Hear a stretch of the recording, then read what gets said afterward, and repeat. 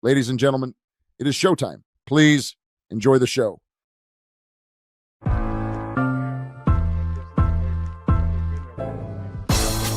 It's the corner where the treats at. Is this the passing of the torch, right? Is this what this signifies?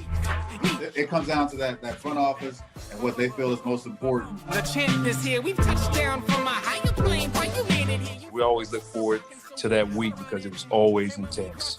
You know that we ain't coming back. We about to. The man, the myth, the legend, Dante Hall. My favorite player growing up was Dante Hall. I love you guys in the show, but Dante was my guy. Get to dashing because you done on the warfare.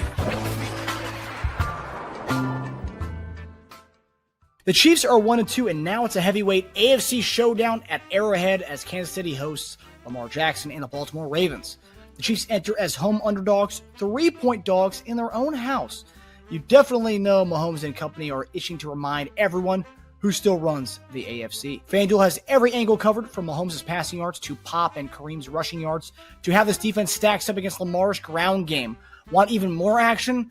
Build your own same-game parlay and ride with Chiefs Kingdom all Sunday long. With fast payouts and an app that's smoother than a Mahomes sidearm throw, FanDuel makes every snap feel bigger. And don't forget, every Friday on Chief Concerns, we drop our 5-leg same-game parlay for the weekend, plus JD's 10 keys to victory, breaking down exactly how the Chiefs can knock off Baltimore and get back to 500. Download the FanDuel Sportsbook app today and make every snap count. Chiefs as underdogs? That just means it's time to make a statement. Hiring can be just as stressful as watching the Chiefs in a close fourth quarter, waiting for the right candidates, sorting through resumes, and chasing down people who aren't even interested. Well, the future of hiring looks much brighter because ZipRecruiter's latest tools and features help you find the right people faster and save valuable time. And now you can try it for free at ZipRecruiter.com/audio.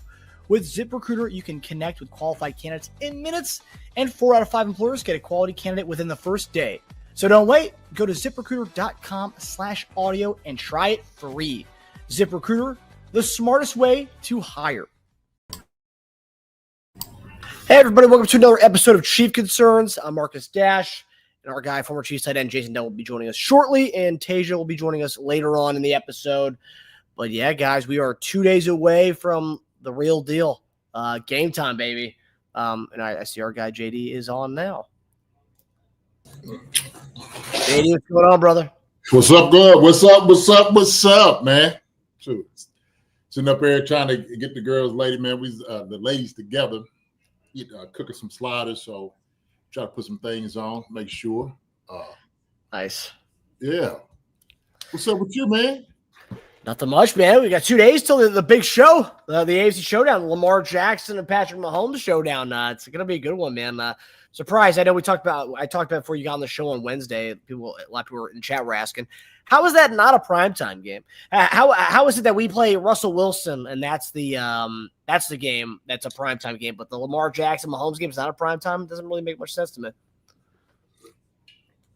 I don't know, man. I don't know how they put these things together, to be honest with you. Who knows?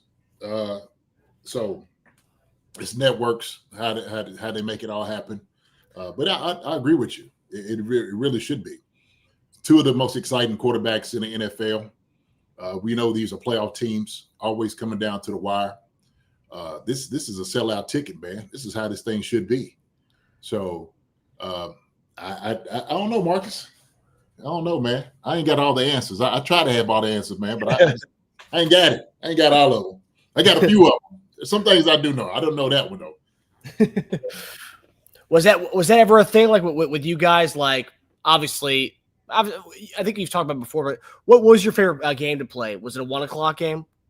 I know a lot of Chief fans are kind of mad that we don't really have many 1 o'clock games anymore, because back in the yesteryear, we always had 1 o'clock games, but now we don't have them anymore. But what was your favorite time to play? Probably like late afternoon, the 4 o'clock and stuff like that. Oh, okay. Yeah, I love those more than I do the 1 o'clocks because you just, obviously it's 12 o'clock out in Kansas City. Right. That was the only thing because it felt super early. Just you're getting up, you're trying to get your body all together, you're eating food, you're running through. Like for us, like getting to the stadium in time and all of that, like the hustle and bustle of it. that's pretty much it. But you're done during the entire day after that point. But I don't know. I like afternoons because it seems like it's when you practice. You practice in afternoons, and it's kind of your body is kind of used to those things. So, right, that's more of a simulation to what you guys actually do. Yeah, no doubt about it. So that's why I love the afternoon games. You're able to get up. If you wanted to see your family, you could do that too before you get to the stadium. Say hi to everybody. And so that was the thing, because some people will come in late, at least for my family, like on Saturday night. But so I had to go to the hotel and stay, and then of course right, you would see them after the game and whatnot. So they cuts down your time seeing your family. But then I might have to run into my brothers, man, get a nice little speech from me, a little hype, just talking to them, maybe some love. Right. All that's important. All of that is important. So, but yeah, Valentine's. So what up, Kingdom? On way home from taking Pooch to dinner. Oh, okay, all right, good. So we got Gary Holland, about time. Gary, Greg Rose, yeah, Linda Hunter, Laura Zingzer, Dede you? Is that it? Dede you? Is that you? Hannah. Day you, yeah. Dede you? Yeah. Day you, yeah. Jimmy Gallagher. So, yeah, man. Yeah. Should be a good show tonight. So obviously we didn't have the keys of victory last week since you were in Philadelphia, but this week we got keys of victory on a very, I would say, probably way more important game than last week's game. Nonetheless, all games are important at this point, but huge game in kind of the grand scheme of things. Going 2-2 is a lot different than 1-3, right, JD? It's a big difference. Say it again. 2-2 is a bigger. It's better to be in a 2-2 spot than a 1-3 hole, right? Absolutely, no question about it. But I'll kind of talk about that too.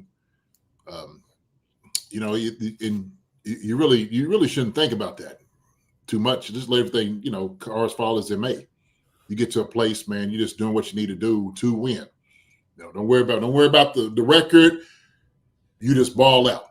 Okay, control what you can control. And so for us and the Chiefs, man, there's a lot of things we can control on the field. And so my thing is, if the guys are focused, which I know they are, just kind of listening to them throughout this entire week, this is, they're ready. They're going to be ready for this game. I'm ready for this game. So I'm telling you, man, they coming into hostile territory, and that's good.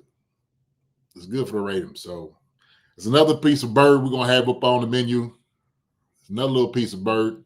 So yeah, unfortunately, the last bird was overcooked, so we couldn't really eat that last bird. But second time's a charm. Second time's a charm. That's all right. We're good. We can grill that sucker on up, though.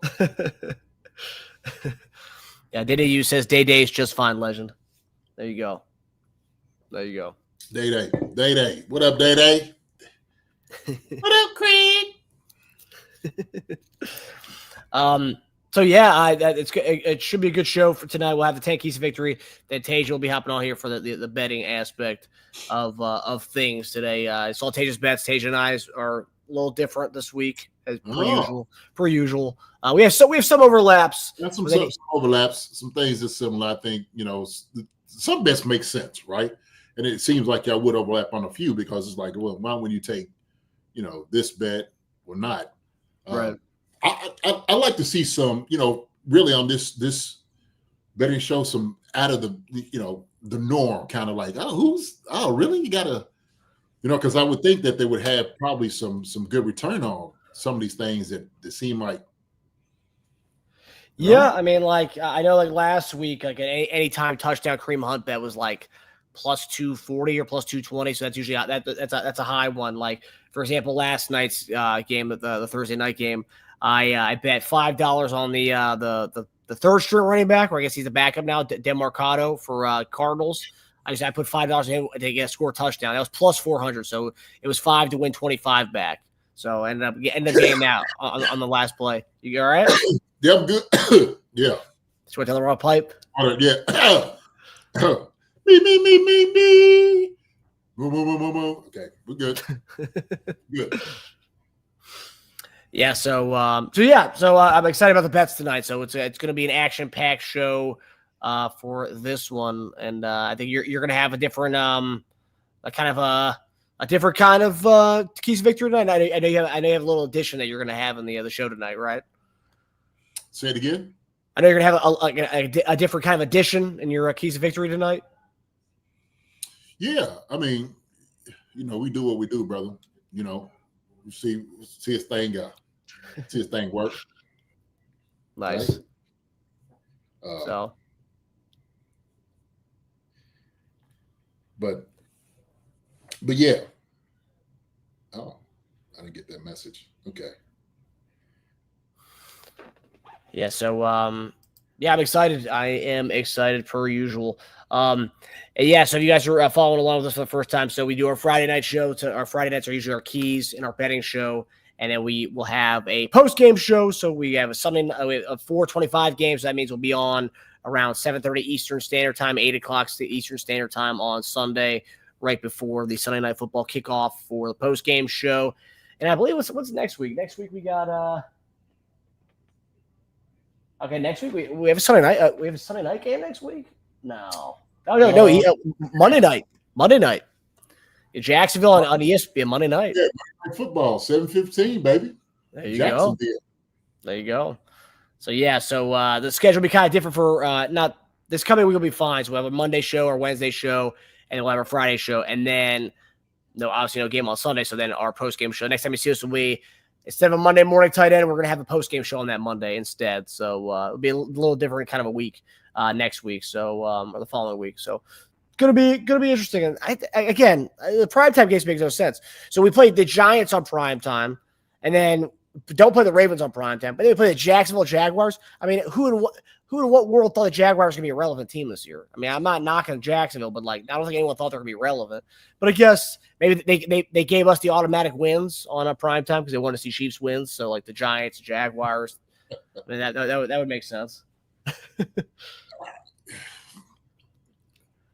New York, of course. I was in the store and I ran into a Giants fan today, talking to him. And I was like, man, they got a decent team. They do. They got a decent defense. Russell's up there, and you knew that they would at least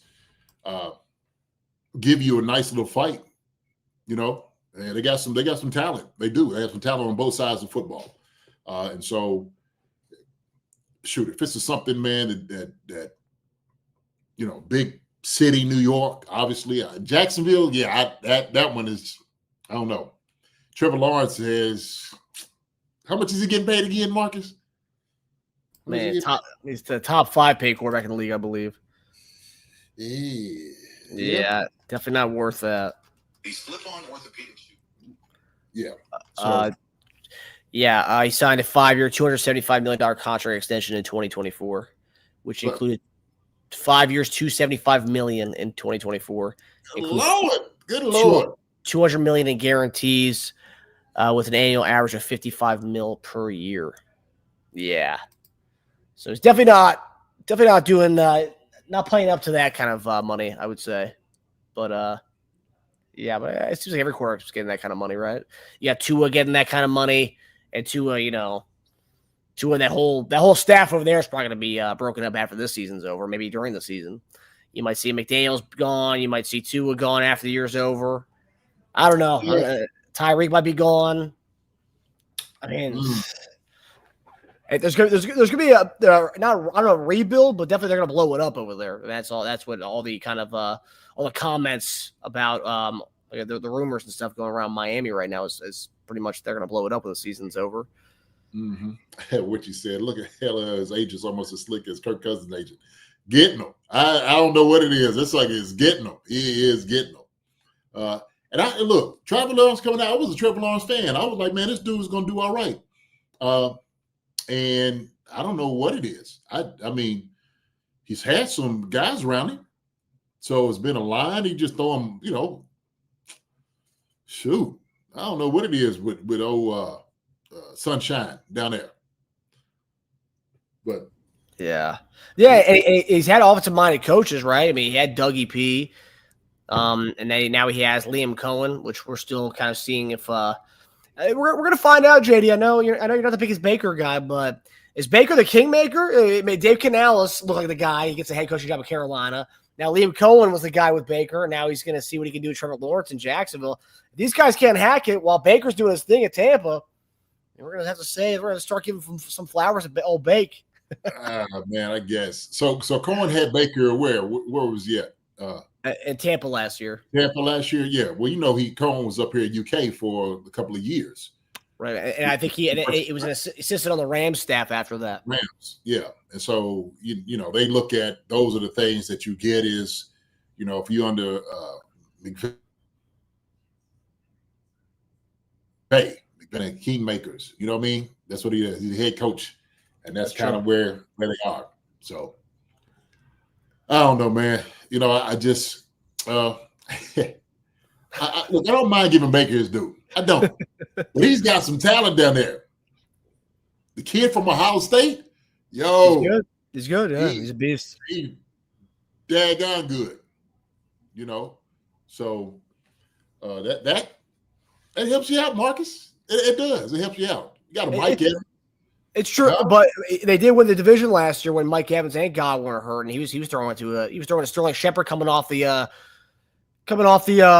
street, and some other guys who aren't even on the team anymore. I mean, he was doing his thing last year, and then this year Evans gets hurt again. No Godwin, and Abuka was playing limited snaps last week. The Ohio State guy was playing limited snaps last week because he had some, I believe, a hamstring injury. So he was dealing with some injury last week. I forgot what it was, but he was playing on snap count, limited snap count, and offensive line issues. Tristan Wirfs hasn't played yet, and I believe his left tackle was the backup right tackle last week. So, I mean, he's 3 games. They can easily make the argument they should be 0-3, but 3 games with a 4-quarter comeback. So yeah. My preseason prediction was Tampa and Chiefs in the Super Bowl, but Bake and Mahomes show the throwback to Oklahoma versus Texas Tech game in the Super Bowl. That's right. You did say that. Well, hey, way to go, Bake. We'll see. Hey, I feel good. Week 3 for the both squads. I feel all right about both squads right now. Tampa and Kansas City. They're both going to get healthy at the right point, and they're both going to be fine once the stretch run comes. All right. So Day, you excited for keys to victory? We have to win in the trenches, plays physical football, and Andy, please run the ball. That's good stuff right there. Appreciate that, Day, you. Oh yeah. Appreciate it, Day. Appreciate you. About that. Who was this Baker guy you talk about? You mean Gus Swayze? We love Baker on the show. Well, at least I do. Okay, I was gonna say, hey, wait a minute, hold on. No, I don't dislike Baker. I just, I put it this way: he has matured since coming in, but he still got like a little bit of that to him. You know what I mean? But he's a little bit more tolerable and likable now than he was when he first got in. So I think he's starting to mature. It's the 40 thing. That's it. That's what it is. So he's not a young buck anymore, right? He had to mature at some point. Yeah. So they play on 4 teams now, and in a couple of years, we'll do that to you also. Yeah, it sure will. Humble you up real quick. Yeah, you'll learn. This ain't working for me. So yeah. Wait, he made a comment after the Jets game because the DC Steve Wilkes, who was the head coach of the Panthers when they cut him from the Panthers, and he said he had a chip on his shoulder because of Steve Wilkes who cut me. And I think he might have mentioned somebody else on the team. There's a couple guys on the team who had been cut by Steve Wilkes when he was the head coach at Carolina. And he said he had a chip on his shoulder going into that game last week against the Jets. Oh.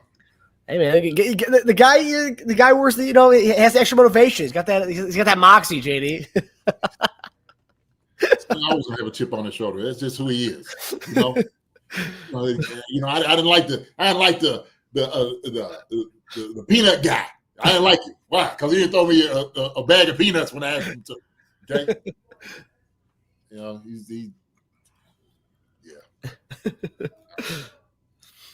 So, okay, brother. Well, listen, what I'll do is I'll go back and get all of this ready, put out the victory together.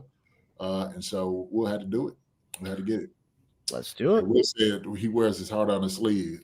Yeah. And a little dookie on his back. So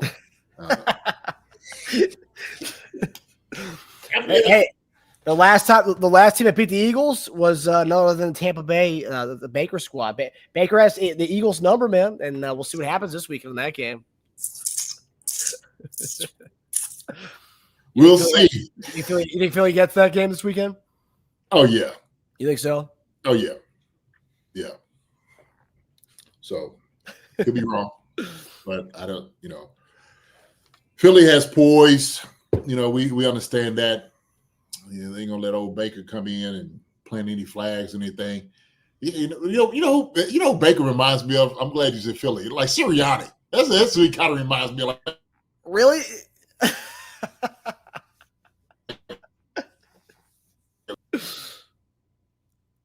JD? Did I lose him?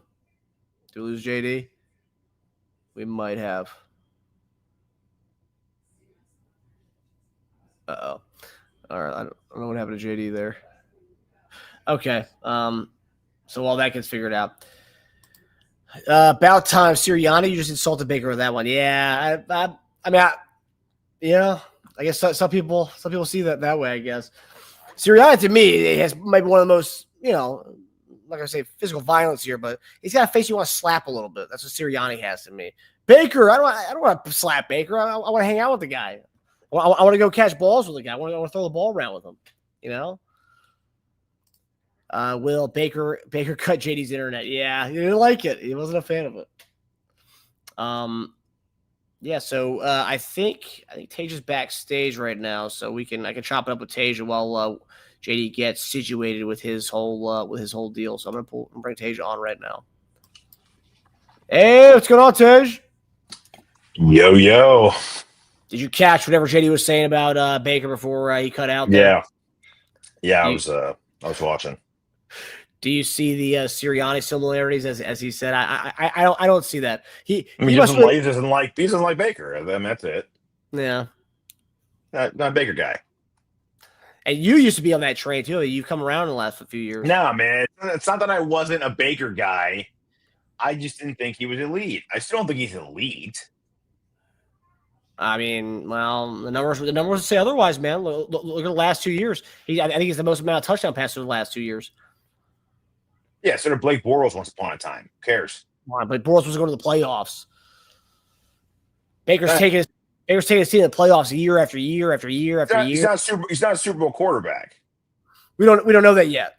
What do you mean? He's like 10 years in the league. We know that. We don't know that yet. Wait till you see this. What do you mean yet? This Tampa team could be the real deal. Is he in his 30s? We don't know that yet. 30. Yeah, I think he's 30 like that. Dude, modern day we know Fitzpatrick. it. Now, we know it. We know it. He's a very competitive quarterback, a competent quarterback. He's just not a Super Bowl quarterback. That was always my argument. I saw that day one. That's the difference. Well, all right. He had too many believers thinking that he was that guy. I think he's still him. Yeah, I think Baker's still him, but that's just me. I'm a day one Baker guy, so I'm gonna ride that man to the end, man. Hey, good. But let's talk about some Chiefs. I might bench him this week in fantasy, actually. There you go. So. Let's talk about some Chiefs stuff while we wait for JD to get all situated in the backstage there. I was going to say Baker might be the most non-Chief mentioned player on this show. 100%. He's like top 3. It's not even a question. 100%. If you were going to do do data dump into AI and be like, give me the top 3 players talked about who aren't on the Chiefs, he would probably be up there. Yeah, because you got twofold there. You got me, I'm a big fan. Then you have JD who likes to bring him up to bottom. Big hater. Yeah, exactly. So Jeremy Gallagher asks, Jeremy, nice question, buddy. You think Royals going to make an impact or ease him in? Smith, more touches. So I'll go first here. I think we won't see. I think we will see Jalen Royals this week. I think they'll ease him in. It's interesting that he was active last week and they didn't play him, which was interesting to me. But I think we will see a little bit of him. Now, Burchard, I think we'll see him about the same amount as we have been seeing him. And I think the thing with Burchard, which I don't really like in this matchup per se, is that Ravens are pretty fast on the edge. And I will say that their defense is trash. It's garbage. But they're pretty fast on the edge. Interior, up the gut is trash or garbage. Well, it hasn't been playing well, but I mean, are you going to be surprised if they're ranked top 5 by the end of the year? Sure. Okay, but 3 weeks in, I can only go by the 3-week numbers that I have right now. The 3-week numbers are 31st in rush and 32 in pass. I mean, what do you want from me? And 31st in points given up too. I mean, the defense. So our offense is trash garbage. Well, we're middle of the pack right now, and actually, a lot of advanced metrics actually have us at pretty like top 12. Actually, that's true. Yeah, at deep balls. Yeah. No, I actually have. Let's see if I have the numbers here. Our offense right now is actually surprisingly. I mean, if you look at the deep into the numbers here, let's see. So right now the Chiefs are 7th in EPA per play. Basically, how much each snap increases their chances of scoring. They're 6th in points per drive and 11th in DVOA. That's an efficiency stat that adjusts for situation and opponent. So I mean, even shorthanded, we're still. You're really digging down deep for these PFF stats, huh? What about like yards per game and points per game? What are we in those two? Yeah. I mean, I just gave you some advanced statistics there, buddy, and you went down real deep into the. No, it's okay. You're an eye test guy. In the third quarter, when the sun's at a certain angle, the Chiefs are like the 5th ranked offense in the NFL. I mean, it's all right. You're an eye test guy. Anyway, the Ravens defense is a very fast defense. So utilizing Brashard Smith, I don't think you're going to see an uptick in his touches. Like we'll see about the same. So like we talked about last week, while our starting running backs are getting 10 carries, Brashard's getting 2 carries, which really is not that much different not that much less than our starting guys. So I don't think we'll see a lot of Brashard Smith. Like we'll see the same amount as we have, but at the end, I do think we'll see some Royals sprinkle in there. So. I never would have guessed that Brashard Smith would end the season with probably more touches than Jalen Royals, especially if you told me Worthy went down in the first game. That's crazy. I mean, it's just pretty crazy to me. It's surprising because really, I mean, you think we're gonna? I don't know. I mean, Worthy's gonna be a full go, and we're gonna see Rice pretty soon. I think it's gonna be pretty tough for Royals to get. I mean, his time was. The first 3 weeks when we needed a receiver to fill in.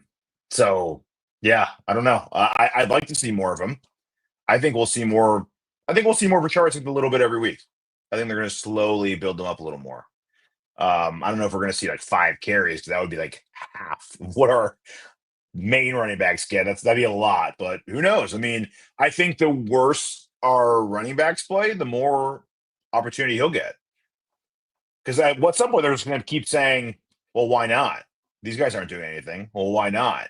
And you're just going to keep that pendulum swings a little more every week, and you keep inching, and all of a sudden you look up and it's like, well, we can't keep them off the field now, right? So. Yeah, I mean, like, I guess, and I'll say this too, like, everyone's talking about how all these running backs is the best running back class ever, and we're seeing like right now, like Cam Scottaboo looks like the best one. He went later than a lot of people predicted. Woody Marks is getting more playing time, and he's looking good with some of his stuff. I mean, the top guys aren't looking good, and the crazy thing is, we got Brashard in round 7, and like as much as Kareem has been rotating in the offense, we saw Brashard Smith get snaps before we saw Kareem Hunt did in this season. And it was the first play we saw Pacheco, and the next play we saw a 24 in there in the backfield. So wait, what? I don't think he touched it on that play, but he was in there. But so like I think what we're seeing with him right now, I think is a big time utilization, right? Even just him being out there, him being on the jet sweeps and the motions, maybe not getting ball, but like him being out there is big time utilization for a guy who's in the 7th round pick, and he wasn't. He's not a bell cow, right? Pacheco was a bell cow in college, so that's why we saw a lot of Pacheco right away early. And also, too, I think our running back situation was kind of rough at the time. We had Ronald Jones and like CEH, so there wasn't like a true guy. Whereas now it's just kind of like Pacheco. Sounds familiar. Yeah, well, Pacheco did tear it up that year. I'm saying as far as entering with an uncertain running back room, we're kind of there again, aren't we? I mean, Well, yeah. if I was a running back free agent, let me put it this way: if I was a running back free agent, I would like handpick Kansas City to go to. It's wide open, and they have a good O line. You know, on paper, we don't always play up to our pockets, but yeah, I would love. I mean, yeah, would love to come here. So it is pretty open. So that's why Smith. I mean, Smith probably shouldn't be playing this much, but in a room of really underwhelming, juiceless, like running backs, he's going to stand out. I mean, he's a 7th round project. Dude, can you imagine if we had like Tootin right now? Tootin would be our running back. He'd be like our full-time back right now. Most of the guys who got drafted in the first like 4 rounds would be our running back right now. They'd be getting like for week 1, they'd got like 3 to 4 carries. Next week, they'd got like 5 to 7. The week after that, because I mean, everyone looks underwhelming, and they would just look so much better than that.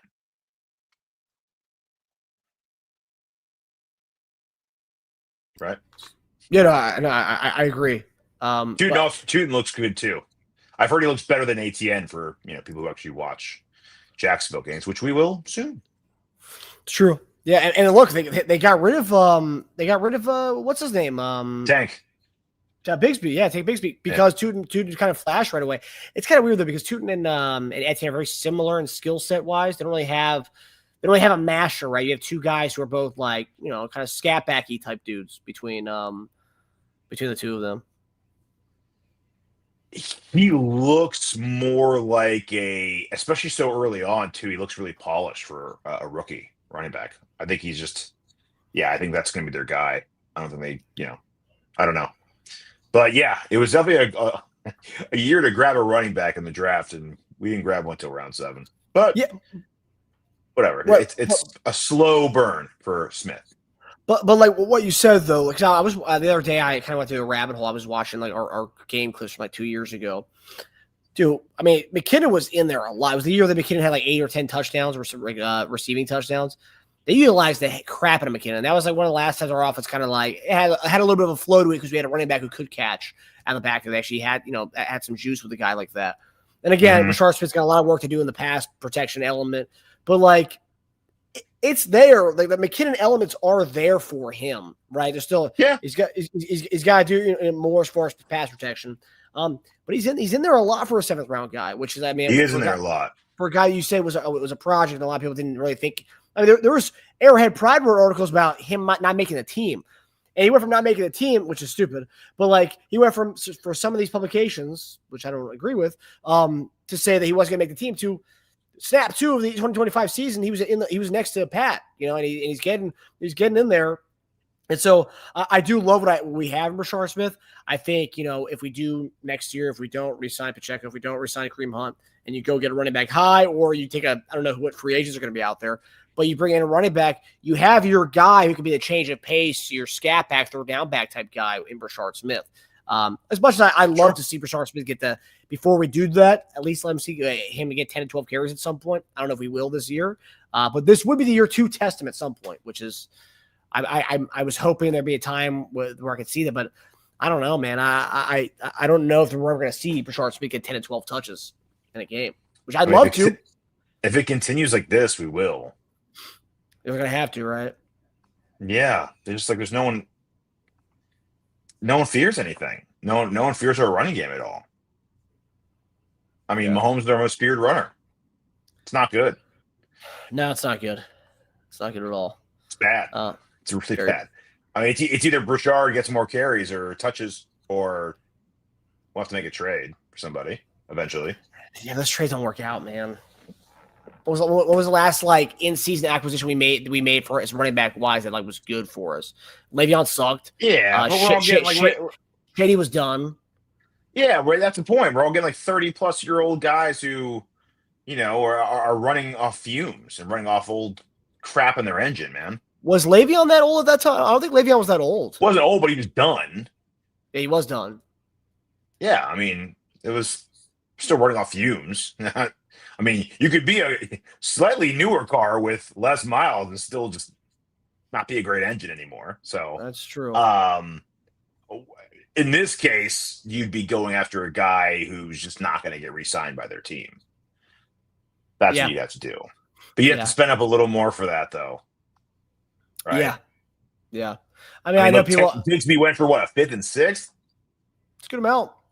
It is a good amount. What did Robinson go? Brian Robinson didn't go for a lot though, did he? It was like Either went for. I think he went for like a 5th or 6th. Okay, so I mean, it was there if they wanted it, but Brian Robinson really. Yeah, it's more. I mean, we'd be. Yeah, he'd be our de facto. Would he even be our de facto number 1? No, he wouldn't. He'd have to like earn it, right? And honestly, based on seeing him play, being in the DC area, I don't think he would be a.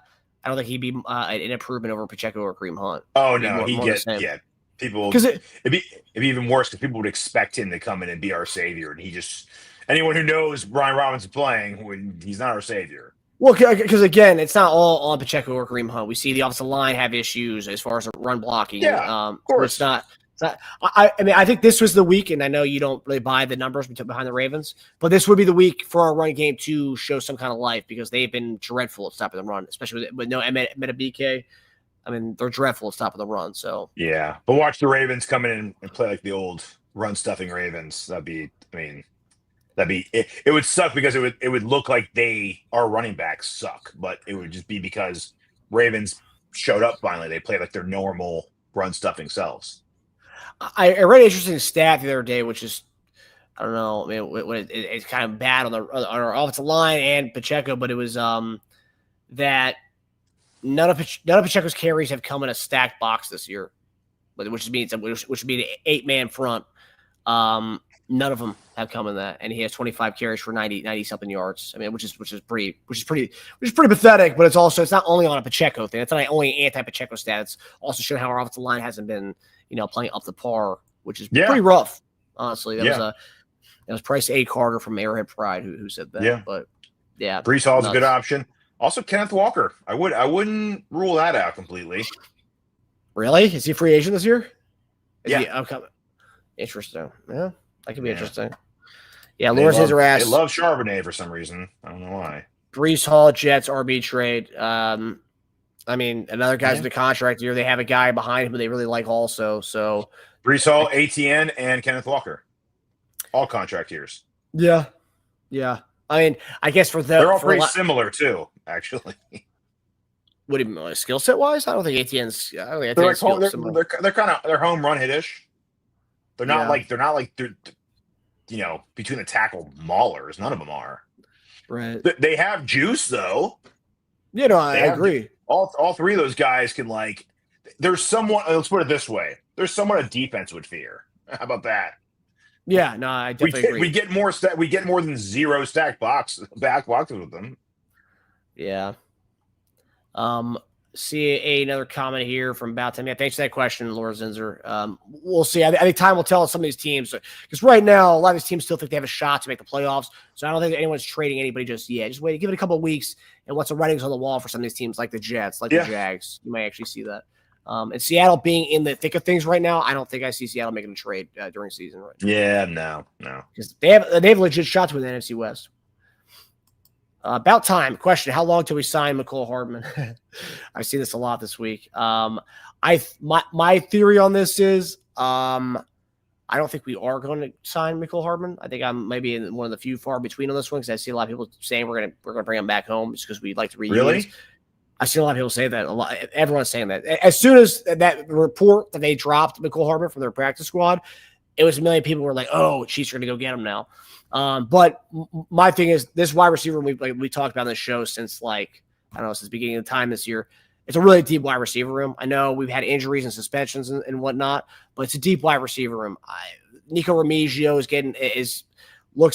he's barely getting any reps, right? We see him come in for a jet sweep last week. That looked nice, but I mean, I think McCole Hardman coming to Kansas City. I don't think I see a reunion coming. I think we're way too deep in that wide receiver room.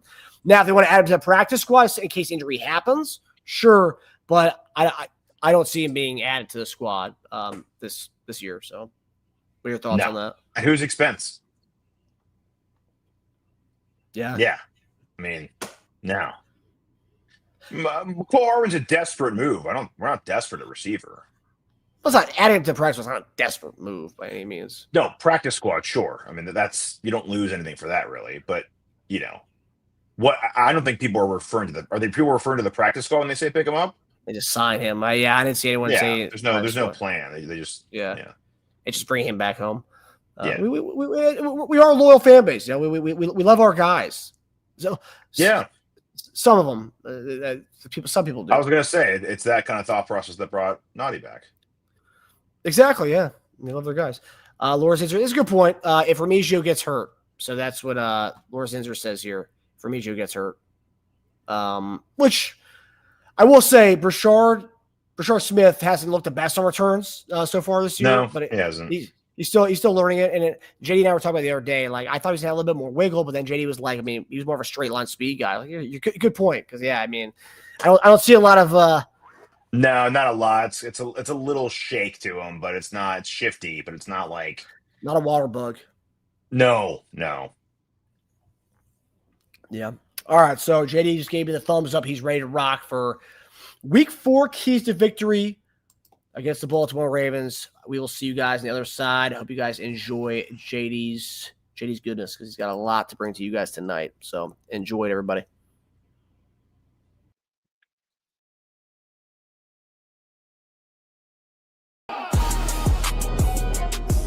Lock in, Cheese Kingdom, Jason Dunn's dropping dimes. 10 keys to victory is football time. He's been in the trenches, he's battled the best.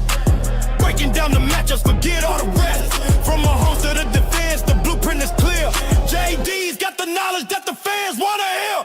Keys to the game, straight from a pro. How the Chiefs take the win, he's letting you know. Lock in, Cheese Kingdom, Jason Dunn's dropping dimes. 10 keys to victory is football time. You best believe the Chiefs are down there for business and blood.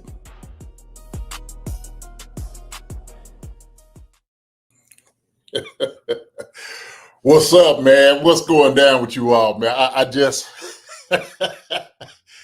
every time I hear the video, it makes me smile. It makes me laugh. I want to thank Marcus first. Okay, Marcus, man, I appreciate it for having the music and stuff out here. It's something. But see, man, you make me happy, brother. Dang God, you take me out of my mode of whatnot. Because it's such a great video. Linda's loving it. I'm loving it every second that you put it out here. But I you know what? That's right there is what you look for. You look for people, man, that appreciate you for who you are. And my brother Marcus, Teja, I love those guys. I do. So we're gonna talk about these keys to victory. And really, we know we have this somewhat of a juggernaut coming in. Two teams that's been wounded somewhat. Guess what? Hey, we finally back on the winning track, right? We got us the first win of the season. Okay? And that's what we needed to do. We really need just to get one under our belt, just to feel like our old selves. We had to get back into the win column just to make sure that we haven't forgotten who we are.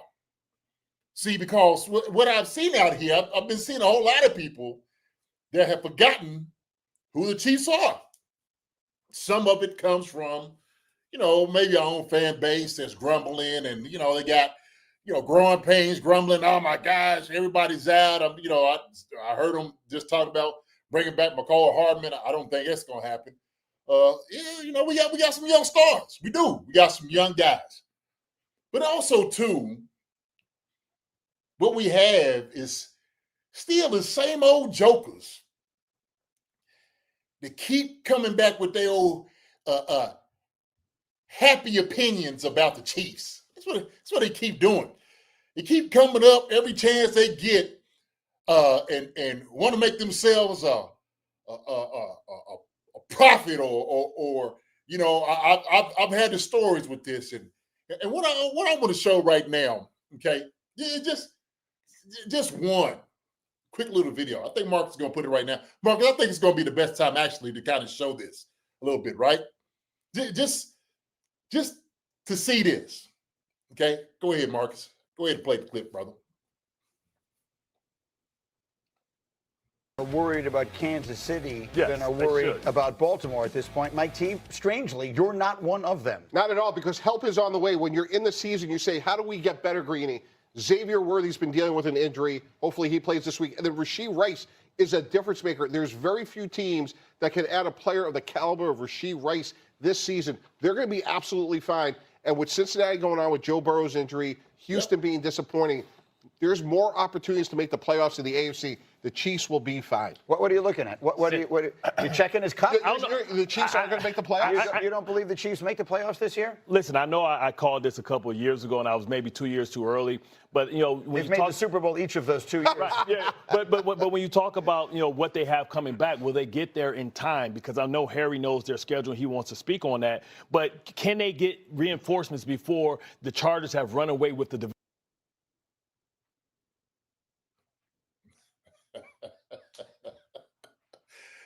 I tell you what, good old Bart Scott. It never fails. It's almost like, you know how you got, like, you're having a great time at a party. Everybody's hanging out, talking to each other and, having a couple of sips and stuff. And then here comes a guy kicking the door in. Like, hey, what's going on? You're like, here they come. Here comes the guy that's going to come in and just starts throwing shade all over the place, right? Like the old Dave Chappelle show said, he's a habitual line stepper. He's one of those haters of the year. If you go through and a Tookie Johnson is what he is. If you ever watch the Chappelle show, he's the biggest hater of the year. That's what he gets. Oh, Bart, man.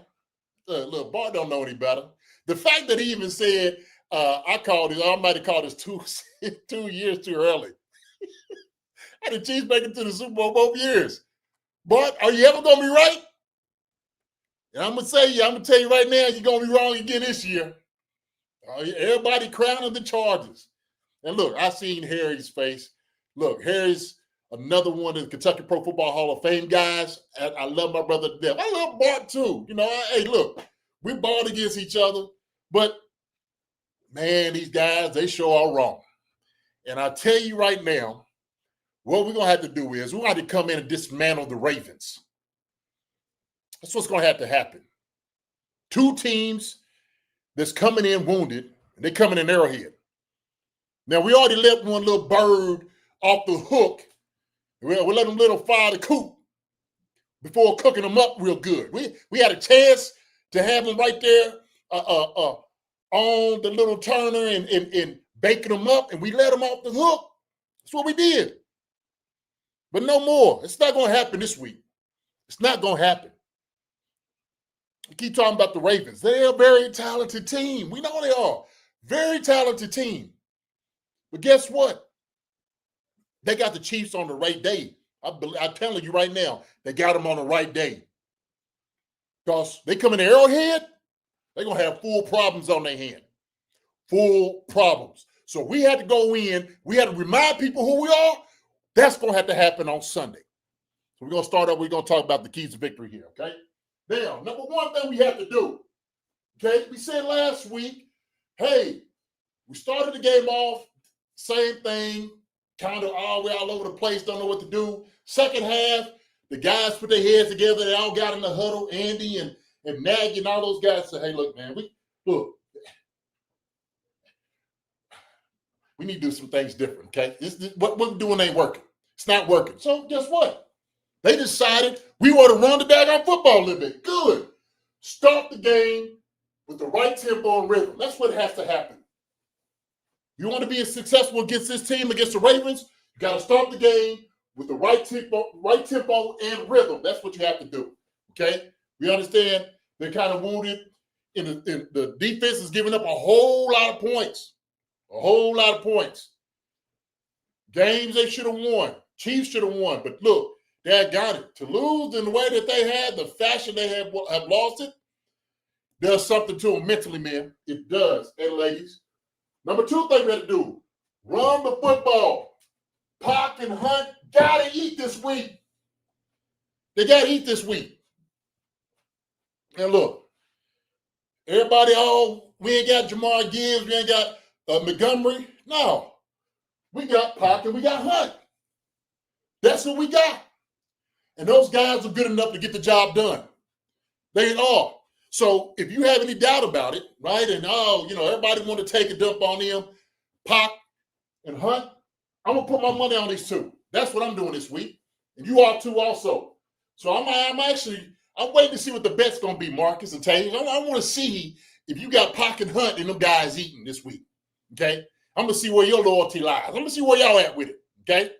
All right? I just want to see. But these two guys right here got to eat this week. We seen what they've given up. Got to keep it going. Number 3, Taekwon, new kid on the block. Remember that, though? The new kid on the block?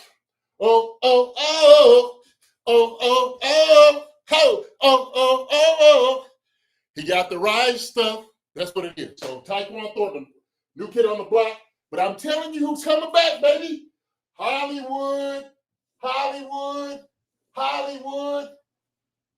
He played the Ravens. He knows what the Ravens all about. Now, the fact of the Ravens is where he had 1,000 yards. Okay? 1,000 yards. Which I didn't know 1,000 yards was something to sneeze at.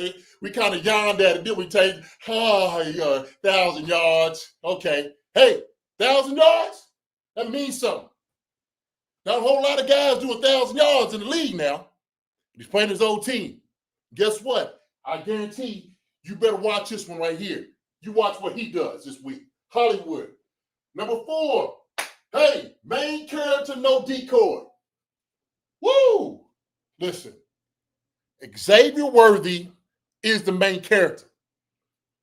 Talking about a decoy this and decoy that and stuff like that. And he said the man's ready to play. And I said this, I echo the same thing. When a man said he's ready to play, he's ready to play. Nobody ain't no decoy out there.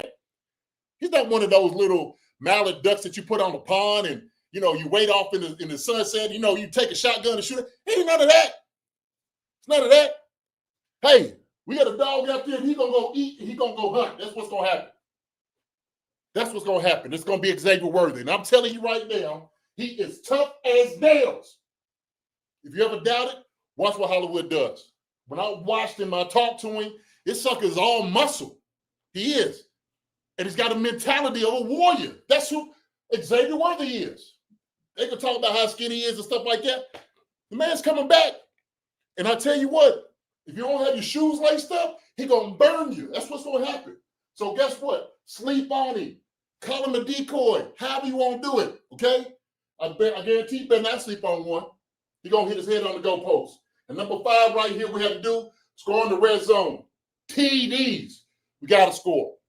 They're one of the worst in the league right now. That's who they are.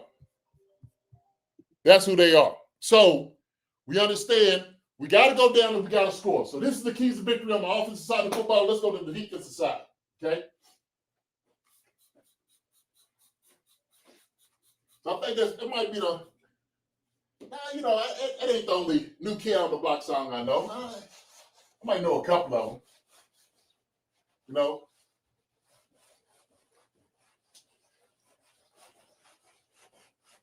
They had a couple other good groups, man, from up there at Boston. I was really more partial to. New addition, those guys. That's what we doing. Now, we go on the defensive side of football. Defense, what we looking at? Hey, we know what it is. This week, we got to corral one of the most talented quarterbacks in the league. We know how elite he is. We know he does a great job, okay? But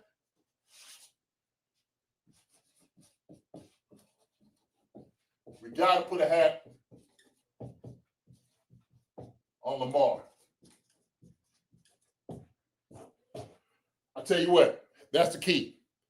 He's the one right here. Lamar Jackson is the key. You stop him, they have nothing else to do. Nothing else to do. Right there, Will. Mr. Telephone Man. Right.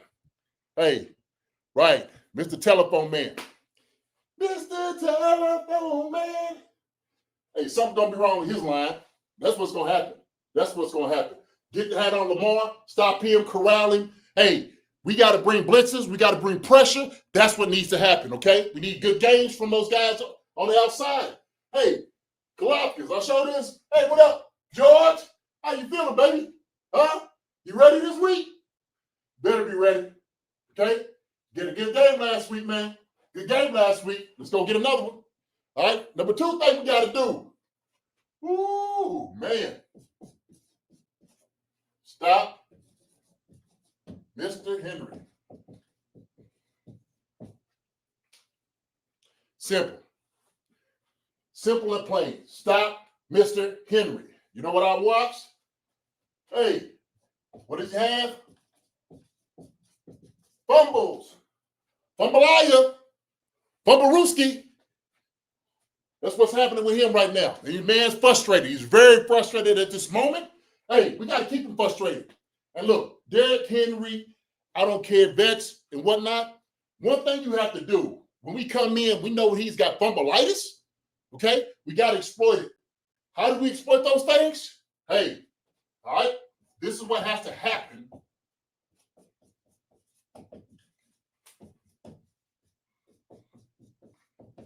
We've seen it from our DBs. We've seen it from our linebackers. Got to hit them in the mouth. That's what's got to happen. Okay? Same thing. Zay Flowers come through that middle. Hey, Mark Andrews come in the middle. Hit these jokers in the mouth. We've usually given up a lot of yards to the tight ends. Ain't really been happening this year. There's some things we have fixed. The things we sitting over saying, look, there's some things we can do. I'll tell you what does happen. Hit them in the mouth. That's what you do. What's going to stop Derrick Henry right there with the fumbles? Punch at the football. Punch at it. That's what you got to do. Come up and hit him. Because I know this. If you punch at that ball, somebody got fumbleitis, hey, if he's not thinking about running, he's got to be thinking about holding on to that football. So every chance you get, punch at that ball. Try to get it out of there. Okay? And it's going to slow those feet down. That's what's going to happen, all right? So we know we got to hit him in the mouth. Number 4 thing we have to do.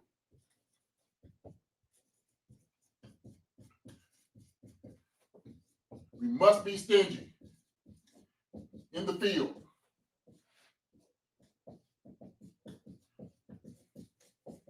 What's that mean, JD?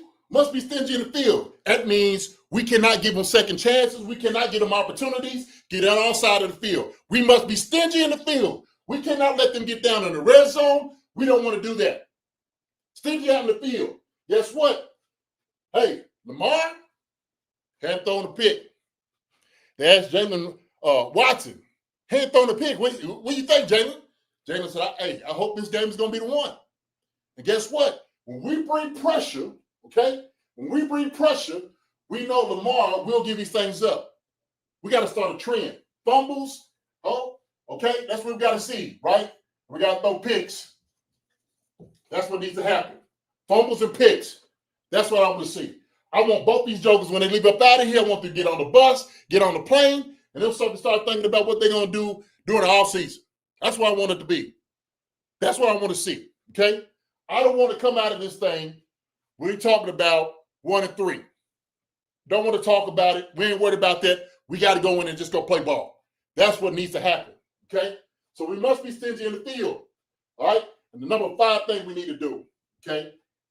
And I've never put this out here on the keys to victory on the defensive side of football, but I'm going here right here. We must win. I just switched this one up. I was going somewhere else with it. But this is, we must win the special teams. That's where I'm going. That's what has to happen. Must win the special teams. Harrison Buckner ain't been himself. I don't know what's going on with him. I told him, hey, man, look, you've been talking about keeping your wife in the kitchen. You need to be out there helping you out in the backyard, kick some field goals, whatever it may be. Get it done. Come on, Buck. Get it done, Buck. Come on now. You're much better than that. And we got guys, return game. Nico Remigio, we don't get you right here on some of the jet sweeps and things like that. Special teams, Nico, I need for you to get some yards, baby. Set us up. Field position is what's going to be. This game is all about field position. We got to have it. We got the home field advantage. Now we got to have field position. Okay? Let's take them out of this thing early. That's what needs to happen. So those things right here, these 5 keys to victory on defense is what we need to win. Now, let me close. Something I read, and it was so true. Write this thing up real quick. I said, man, hey, this embodies the mindset that it has to be.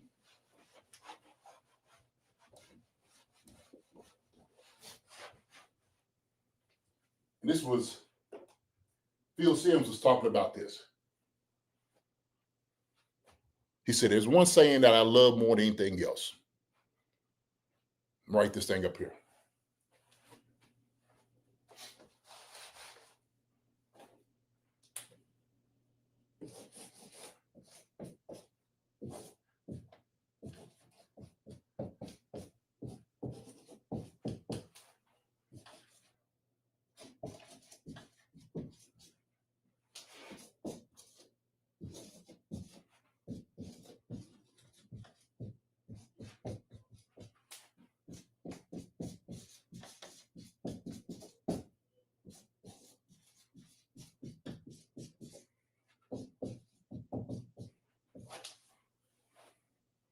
It says, can't read it. We can't be afraid to go down in flames.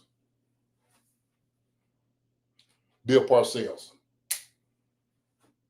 And I read that quote. I was like, man, that is such a great quote right there. It is such a great quote. See, one thing I know is this. The Chiefs are not afraid of anybody. And we can't be afraid of losing.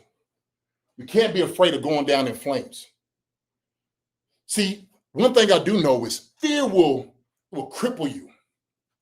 You try to do everything right and you're worried about, oh my gosh, don't make no mistake. And it will absolutely cripple you. It'll work against everything that you're trying to do. So the thing is, you go down, you ball out. You can't be afraid to go down in flames. Put it all on the line. That's what it has to be for this game. We're talking about playoff teams here. You're talking about getting a turn for the season. We're talking about sitting over here that the jogging out of our schedule is these first few games. We know this. We know this. Right here would be a great win for us. We can't be afraid to go down in flames. And so as we seen all of these naysayers keep coming in, the haters, they keep showing up every time the Chiefs are having a problem, an issue, they want to show up. They want to try to kick in the door. They want to, step on your couch. The old, forget your couch, huh? Things like that. But I'm telling you right now, we don't care. We ain't worried about going down in flames. See, one thing I know is this. We are the fire and we are the match. And I guarantee you walk into Arrowhead Stadium, we're going to cook you up. I've been talking about the Chef PM15 this week. We're going to go ahead and get it done. So don't worry about it. Don't be scared. Don't have shaky knees. You better just come there and ready to eat some bird because we better cook these jokers up. See y'all in a minute.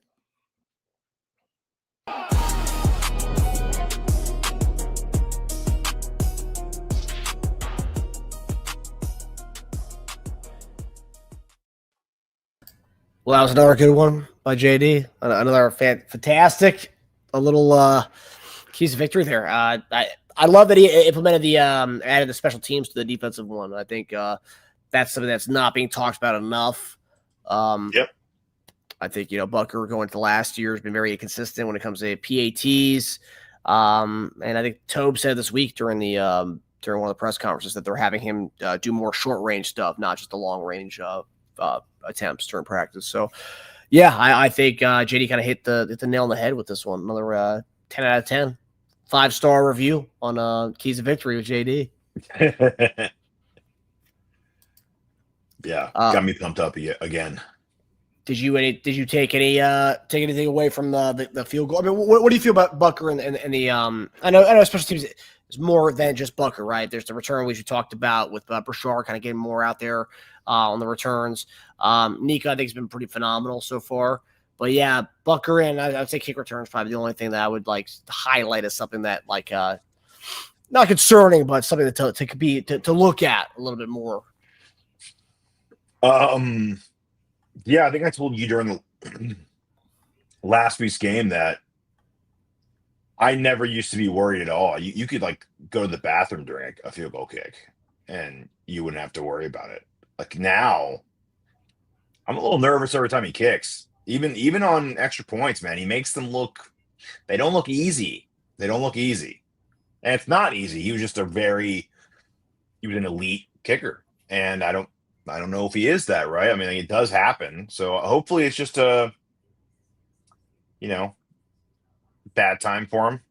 Hopefully he's not going all Tucker on us. Well, I think the thing is with like the kickers, and I think I talked about with JD on Wednesday, I think. It might have been before he came on, but I was talking in the chat. It's like every good kicker has a time and place where they become where they hit a wall. Like Vinatieri hit a wall in New England eventually. Vanderjagt hit a wall in Indianapolis eventually. Gostkowski hit a wall in New England eventually. And we saw Justin Tucker eventually do that.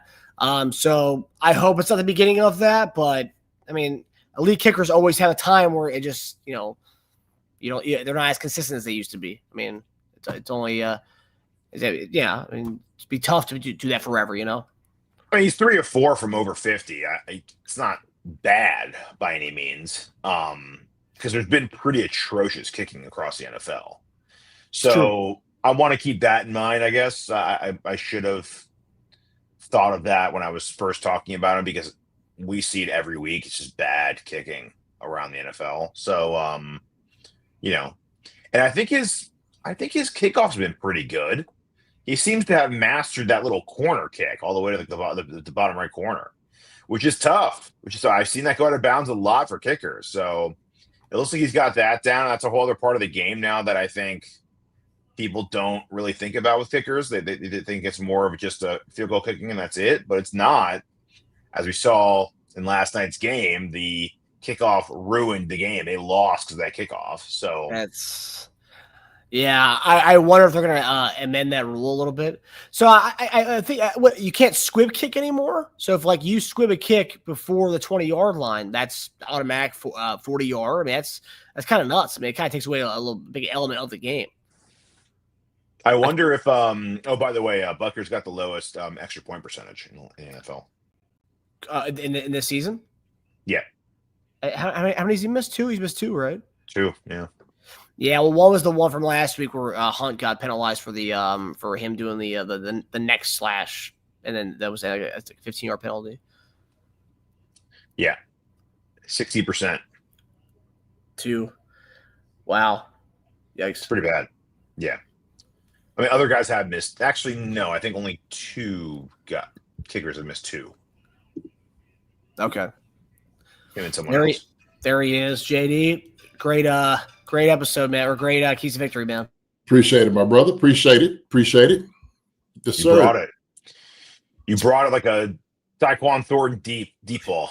That's right. I love it. I'll take it. Absolutely. I love how you remember the yawn. How you took that away from one of my comments. And I laughed really hard when I heard that. Yeah. It's always good to go and read the comments. I kind of got started. I'm like, let me go ahead and go check this out. Read some of these comments, man. See where everybody's at with it. And I see Teja with his take. I said, oh, look at Teja. I was like, I said, I really didn't know 1,000 yards was something yawn at. I had no clue. When you have 250 targets, yeah, I guess so. Hey, man. Still 1,000 yards. That's good. We had 200. And you know what? They sold high as hell on that too. They were like, "Oh, you want it for a second round pick for him? Yeah, give it to us. They traded him quick after that 1,000 yards too. Huh? Yeah. Well, they made sure he got that 1,000. Like, I think it was like 1,005 yards. They make sure he got that too. Hey man, this is a 1,000-yard receiver. You're giving us a better pick for him. But because they had a disgruntled receiver, and they weren't going to feature him throw the ball like they needed to, and that was part of the problem. And he knew in that system there was going to be more running the football. That's what was going to happen. That was it. That was the whole thing. And so when you were a receiver, like, man, daggone, I done had 1,000 yards from you all, and I can't get the ball. So man, it is disappointing. And you gotta bounce back. And he goes all the way to Arizona, right? And oh geez, Kyler Murray and all that. Man, come on. Like, I mean, he got a lot of targets that year. I think he was like top 7 in targets. So he was getting the ball. They were definitely trying to get him the ball. Are you talking about when he was in Baltimore? Baltimore, yeah. I think he was definitely top 10 in targets. I don't know. He was pretty high that year. Yeah, shoot, he was the only one they had really at that point. I mean, Mark was out there, but I mean, seriously, I mean, when you having a new receiver with his type of speed and hands, I mean, he's a playmaker. Shoot, you gonna demand the football. I mean, that's what you expect. So still the only wide receiver in the Lamar Jackson era with 1,000 yards. So the only 1,000-yard receiver Lamar Jackson's ever had was Hollywood Brown that year. Say it again. The only 1,000-yard receiver Lamar Jackson ever had was Hollywood Brown. That's it. Yeah, they don't throw the ball to them, right? Throw the ball, man. They don't. Well, and there's a point of contention too. Lamar didn't want to get rid of Hollywood, and Hollywood did not want to leave Baltimore either. So it was a mutual thing. Lamar didn't want him to go, and Hollywood didn't want him to go, or didn't want to go. Yep. And they spent a first or second round on receiver 2 out of the last two straight years after that. Bateman and Zay. Yeah. Zay. I think Zay gets 1,000 this year, so I think Zay will be the second. We'll see. We'll see. I like Zay. I think Zay's good. I think we talked about Zay on one of our pre-draft shows like 2 years ago. Yeah, I think Zay's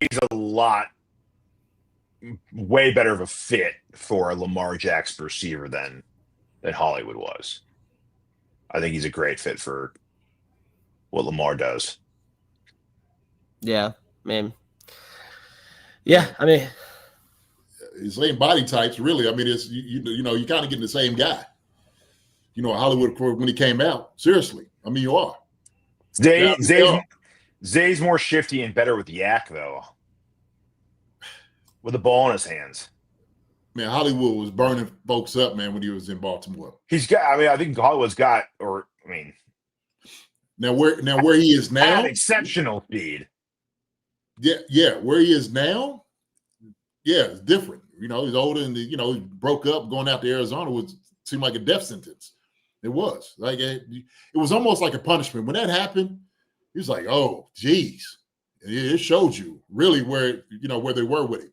They weren't happy with him at all. They wasn't.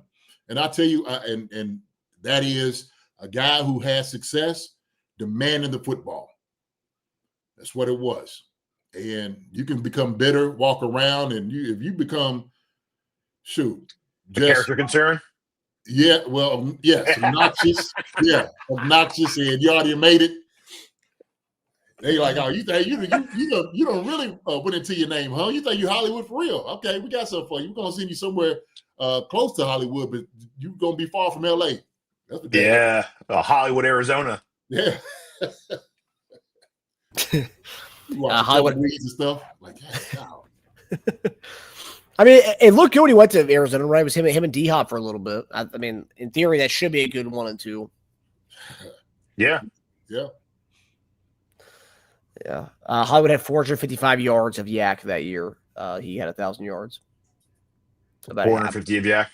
Yeah, 455. So about half of his yardage came from Yak. Pretty daggone good, ain't it? Hey, we'll take that right now. Yeah, a little shifty. I mean, he's had a lot of foot injuries. That was 4 or 5 years ago. So I mean, that does mount up over time. Yeah, it does. Yeah, lots changed. Yeah, still our leading receiver as of right now, though. So, JD, you made reference to our bets on the show, which I love the reference there. I know I have the running back one taken care of. I don't know if Teja does though. Oh, okay. I think Teja might be down the backs. Well, you said leading receiver? Is he for what's that? Not yards. He's tied for yards. Tied for yards. Taekwondo. He's tied. He's technically our leading receiver though. I mean, not tied. So Taekwon is too. They're both. Taekwon. Yeah. Man, they got Taekwon. He's going out Shannon them shows and Ocho. I mean, it's great for him. Great for him, man. Yeah. Good for him. Man, so happy for him. I do too. I hope, man, it just doesn't. Like, man, let the kid ascend. Let him get to where he needs to get to, and then get him on the shows. You know what I'm saying? I get, man. You get a chance, an opportunity. Hey, jump all over it. Hey, by the way, Flowers had 1,000 yet last year. Oh, did he? Okay, so before that, Hollywood was the only 1,000 receiver Lamar ever had. Yeah, I didn't realize Flowers. How many yards did Flowers have last year? Like 1,001. 1059. Oh, okay. Not bad. Yeah, I mean, it took him 4 years to get a 1,000-yard receiver after him. So yeah, not bad. Yeah. The funny thing about Taekwon, I think before the season started, before like all the pub came out about him during minicamp, I believe Teja, you reached out to his agent, right, to try to get him on our show, try to get him on the Chief Concerns. Which one? Taekwon. Didn't you reach out to his agent? Was it Taekwon? I believe so, because I remember it was before his minicamp hoopla. Maybe one of the agents that represent like a multiple dudes on the team. Mm-hmm, yeah. But try to get in early. Yeah, happy for him. Oh yeah, totally. Last time Mahomes had a 1,000-yard receiver. Ooh, was it Tyreek? I mean, has to be because Juju didn't get it, MVS didn't get it. Yeah, it has to be Tyreek. What did Rashid? Rashid never? He got close, didn't he? He got close. Yeah, his rookie season. Yeah. Yeah, Rashid's rookie season, he had 938. Yeah. And he definitely, if he stayed healthy last year, he would have gotten it. He had 400 yards through 3 weeks last year. Yeah. Yeah. That's the hill. Yeah, and Juju came close. Juju had like 940 or something like that. So he came close. So, all right. So let's tap into last week's numbers here. So Teja and I. So Teja went 3 for 5 last week. The first to get to 3 of 5 this year. Yeah, I went 2 for 5 last week. The only ones that I hit were the Chiefs to win by 5.5 and Kareem Hunt to have 25 yards plus rushing. Teja had Pacheco 41.5 more. Tyron Tracy, you're lucky he got hurt, Teja, because he had 29 yards in that first quarter, man. He would have definitely been over that. Tracy under 29.5, and then Chiefs minus 2.5. So, yeah. Yep. Is that? I thought we went 3 for 5 in the first week, both of us. No, we went 2 for 4 the first week. Because there was the void worthy bet. Oh, that's right. Okay. Yeah. So that's where we stood last week. So hoping the red zone woes and our offense looks much better this weekend. And again, this is a worse. I know people want to dog the Giants, but the team we're about to play is a worse defense than the one that we just played. I'm just saying. You know, that Giants pass rush is the real deal. Yeah. You know, they won't talk about that, though. You know? No, they just want to laugh at Russ and, forget about everything else the Giants have. I mean, the Giants have a lot of stuff going for them. So, they could, in theory, be a solid squad this year. I know everyone wants to, poo-poo the Giants, but, the Ravens have problems, and we're gonna see. We're going to expose a little bit of that this weekend. I can see old Bart Scott coming in now. They're just Bart.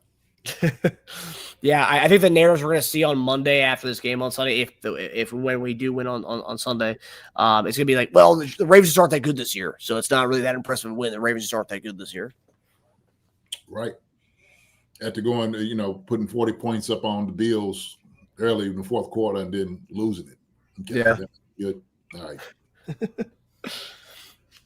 But all right, Tej, take us away with your week 4 bet, buddy. Uh-oh. Let's do it. All right. So let's start with Derrick Henry under 85.5 rushing yards. So did some deep dive on some Henry stats here. 3 games, he had 18 for 169, 11 for 23, and 12 for 50. 5.9 a carry. That's great, right? He's Derrick Henry as usual. Okay, so here's where the deep dive comes in. Week 1, he had 18 for 169. He had 3 breakaway runs of 46, 49, and 30 in that game. If you take away those, he had 15 for 44. 12 for 50 the next in the Lions game. Take away his 28-yard run, he had 11 for 22. So outside of his runs of 30 or more, he has 15 for 44, 11 for 24, and 11 for 22. That's good for 2.4 yards a carry. So basically, for him to beat out the 85.5 rushing yards, he'd have to have at least a run for 40 and above. At this point, I'm just going to bet against that. Lamar over 7.5 rushing attempts. So Lamar versus the Chiefs in his career, 122 yards, 54 yards, 107, 83. He's run like crazy against us. His attempt total is 9 the last 2 games. That's the lowest 2-game total for attempts Lamar Jackson he's had since 2020. So I think he makes up for it and runs a ton. I don't know if he runs for a lot. Hopefully he doesn't run for 100 plus, but I think he definitely does try to get out there and run some attempts. Mahomes under 26.5 rushing yards. Mahomes is the opposite of what we just said. Mahomes in his career versus the Ravens has never run for more than 26 yards before. I think that continues. Kelsey, 4+ catches. So with Worthy back, I don't know. I know there's rumors about him being a decoy and whatnot. If he is or if he isn't, it doesn't matter because the Ravens defense, as Marcus has said multiple times, they are struggling this year. I think they will sell out to prevent big plays, which I think means a lot of long drives, a lot of dinking and dunking, which means Kelsey should have at least 4 catches this game.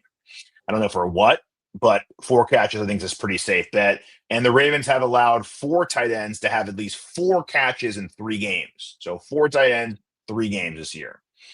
My boy Flowers, 5+ catches. Flowers, your boy now. There you go. He's my boy. He's my boy. I trade for him every league.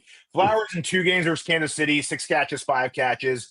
Outside of his dud last week versus Detroit, he has 20 targets between weeks 1 and 2. I think Kansas City is going to prevent the big play. They're going to want to see Lamar Jackson sustain long drives, make him tired, make him have to run for and earn every yard, which means a lot of underneath throws. And I expect Flowers to have 5+. 25, 216, 48. Okay. Not bad. So let me see. Henry on the 85.5 rushing yards. I think, the Chiefs are definitely scheming to stop the run.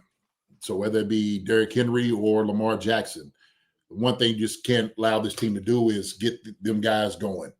And so I think they're going to try to load the box. I would. And then let your guys on the outside, man. I'd have, if you're going to do anything, you make sure, try to get Trent McDuffie on Flowers as much as possible. Bateman is one that I think, Watson could handle. And so, have everybody, make sure you come down in the box for, the extra guy, the extra safety to come in and make a play. Connors did a great job last week. We seen Wallace come in too. He did a good job. So I do like that one. And so Lamar over 7.5 rush attempts. I think it's an easy bet right there. I think for them, they're gonna play, with that read, because in the past, I'm just saying our defense, they don't look at, and they'll probably do it this week, but I know they got to contend with Derrick Henry, make sure he doesn't come downhill. Our defensive ends got to do a great job of squeezing and knowing who you're reading on this. They have to. And if you're going to be on that side of squeezing, somebody's going to have to come up in the alley to make that play. So, like I said, that safety coming down to somebody else doing that. but I think he's going to have definitely over 7.5 rushing attempts. Mahomes on that 26 rushing yards. I doubted this with Marcus. I don't know about this one. I think Pat, and I know the defense isn't the same. This is where Pat might go and eat a little bit. Unless they have somebody really kind of spying him and stopping him. So I'm a little unsure about when Teja. Kelsey 4+ receptions. I do like that. He always has a great game against them. I think he still wants to get involved a little bit more. And so you can't fail getting him the football. Flowers, 5+ catches. That's their go-to guy. They're going to try to make him eat, make him cook. You got to try it. Same thing. Get the ball in his hand right now and just see if he can make yards. So I do like that one. Bet $25 to win 216 for 48. Okay, not too bad, Teja. Not too bad. I actually wanted to, not that we're doing bonus bets, but I wanted to take. I was looking for Mark Andrews bets. I couldn't find him listed, Really? which makes me like it even more, to be honest with you. Yeah, we've done a really good job. It's because they're waiting for likely to be ruled out officially, I bet. Yeah, so 4 out of the last 5 games against us, 2 catches, 13 yards, two catches, 14 yards, 3 catches, 22 yards, 3 catches, 15 yards. So he really does not show up against us. So taking the unders on Andrews. Yeah, I would definitely, I would do that. I would probably take a touchdown from Andrews before I take his yards or receptions. Well, and like JD said, I think that plays the notion, right? Like last year, we were very concerned about our covering tight ends and covering running backs out of the backfield. So far, so good on that front. We haven't really allowed tight ends to eat us at all, nor have running backs really eating us out of the backfield. So yeah, it's true. Really clamped down on that. All right, so now I'm gonna take you to a little different direction here, as usual. So this is my week 4 same game parlay. So my first one is Lamar Jackson, 40+ yards rushing. In every matchup against the Chiefs, Lamar Jackson has eclipsed 40 yards, 122 yards, 54 yards, 107 yards, 46 yards, 67 yards, 83 yards. So every one of the matchups against the Chiefs, he's gone over 40 yards rushing. This year, he's done that 1 of 3 times. Going back to his last 10 games to last year, he has done this 6 out of his last 10 games. So 60% last 10 games, 60% of the time, but against us, 100% of the time, 40+ yards rushing.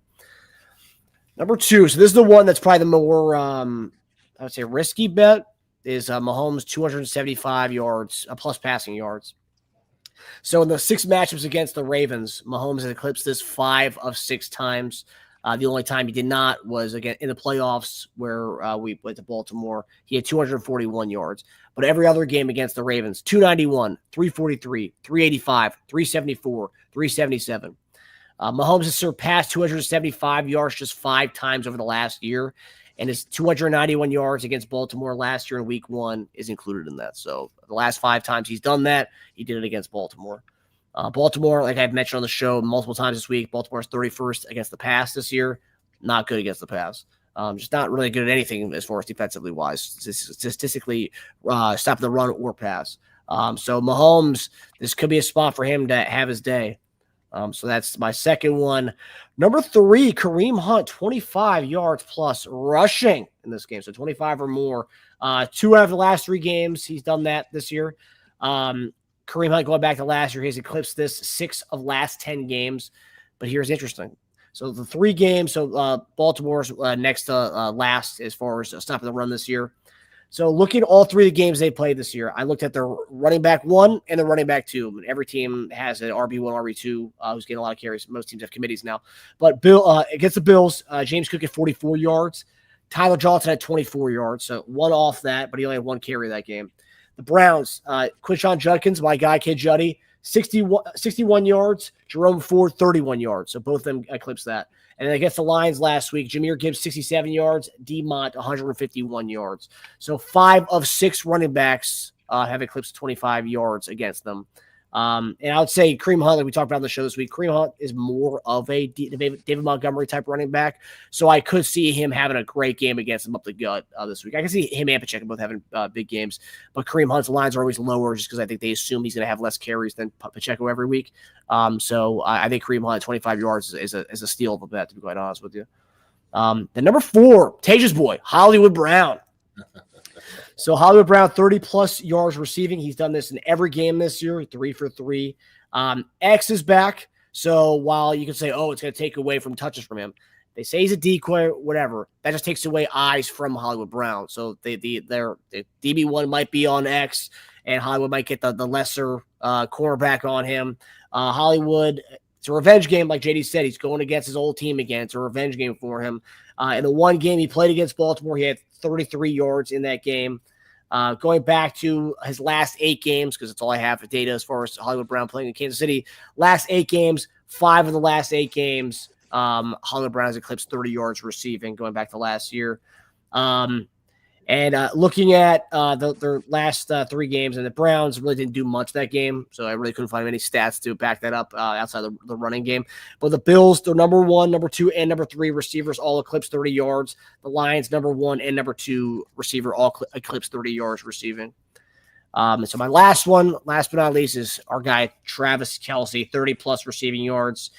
In the 7 games against Baltimore, he has eclipsed 30 yards in every one of those games. So 7 for 7 career against the Ravens. Going back his last 10 games, 7 of his last 10, he's eclipsed 30 yards receiving. And then looking at the Ravens against tight ends, pretty poor against tight ends. So against the Bills, Kincaid at 48 yards receiving. Against the Browns, Njoku had 40 yards and Harold Fannin Jr. had 48 yards. And against the Lions last week, Laporta had 33 yards. So this is pretty foolproof, I would say. And that has 25 smackaroos to win $335.32. Okay. Shoot. All right. Not bad, man. Not bad. I do like the Lamar 40-plus rushing yards. I think he's going to keep it in his hands as much as possible to try to win this game. When it comes down to it, he's going to try to win it with his legs. More so than anything else. Mahomes 275-plus passing yards. That's a question for me. That is 275 that's a lot. I know we're not fully stacked, but even Worthy coming back does help. The thing is, I do believe that Worthy coming back is actually going to eat into Tyquan Thornton's his reps out there. I think, Juju, you're going to main with the main guys. Thornton to come in, obviously, for a couple of deep routes. We'll put him in for a few plays for sure. But 275, we're going to have to get a couple of deep balls, man. We're going to get a couple of good deep balls and some yaks. So we're going to have to bring in your boy Tyquan, man. I guy. We would say I guy, okay? Mr. Thornton, okay, for that. Hunt, 25-plus rushing yards. I do believe he does that. Coming up to the podium, man, you can just tell that they're doing something different offensively. And you can tell they talked about it this week. And so he was very encouraged by what he saw from the guys up front, doing a better job blocking. I think we running down the hill, we're going to be fine. I think we need to see a lot more of those, like just downhill runs, just getting on the mat. And what I've seen that Montgomery and those guys are doing up there was just a hat on a hat. It wasn't anything, too complex. It wasn't. Just guys getting up to the level, man. That's what it looks like when an O-line does their job. Yeah. Yes. Yes. And I was like, dang, this is just a hat on a hat. Nothing crazy. And so Hunter get that. I want to see what Pacheco's line is going to be. I think he might be somewhere right there as well. Pretty low. It's 35, 34 and a half, I think. Okay. Hollywood, 30-plus receiving yards. I think he gets this. Hollywood would probably end up having at least 5 catches, 4 or 5 this game. I would feed it to him. I know he's probably telling him, like, look, man, I'm ready to get my lick back with these guys. And he hasn't forgotten it. And I know that feeling, man. Every chance you get an opportunity, you want to do well against your old squad, the ones that just gave up on you. So I feed it to him. I'm like, Hollywood, I'm coming to you, man. All right. So you see him over on the other side? You see Harbaugh and him laughing at you? Huh? They ain't want to shake your hand. Okay, we got something for him. So I think that's a good bet right there. Kelsey, 30-plus receiving yards. I mean, he's been doing it. And actually, you giving us the stats of everybody, all the tight ends catching the footballs at Eaton. I hope our tight ends actually get off this game. Noah Gray caught a couple of balls last week, and hopefully he'll catch a couple of this game. I want to see Tiny catch a couple of balls too, man, to be honest with you. So, Marcus, we looking to get that 275. I think we got to get the tight ends involved, really. And so that wouldn't necessarily have to be the deep routes, but Noah Gray had the one that should have been a touchdown a couple of weeks ago against the Eagles. Just didn't give him enough time.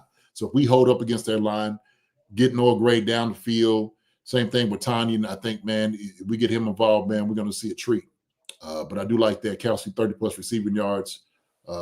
So bet $25 to win 335.32, man. Okay. I'm talking about some real money right there. All right. Good deal. Real money. Okay. Yeah, the Mahomes 275 one, that was the one I had the most trouble with. Just when I saw his stats, stuff like every game he's done that against them besides one. It's like, okay, he's got, obviously there's something there with this game. I don't know. Because you could bet and get him to about 250, can't you? See what be, right? Yeah, I think his actual line's like 220 something. So I think I sold yards on this one and got it to be a more of a spicier bet. I got you. Okay. So this week right here, Teja right there, Henry under 85.5 rushing yards. I do believe that. Lamar over 7.5 rushing attempts. I do believe that. Mahomes under 26.5 rushing yards. I'm not too sure about that. I think Pat is going to pull it down and take off running. I think he'll be one of the guys running. So that's my only question. Actually, the only question I have on both y'all bets is Mahomes. But who would have thought? Who would have thought? Well, of all people, it's like, well, shoot, he ought to be automatic, like you said. Let's see. Kelsey, 4+ receptions. Yes, I do like Flowers plus 5+ catches. I do like that one. To win 25 for 216. Marcus, 40. Lamar, 40+ rushing yards. I do believe that. Mahomes, 275 passing yards is, you're going to have a good one. And I think he will. Hunt, 25+ rushing yards. I do like that. Hollywood, 30+ receiving yards. Yes. Kelsey, 30+ receiving yards. Yes. Bet $25 to win 335.32 at 32 cents.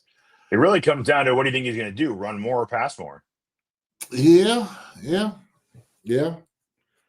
Shoot, that's right there. Man. So with that being said, oh, man. Which one is more likely?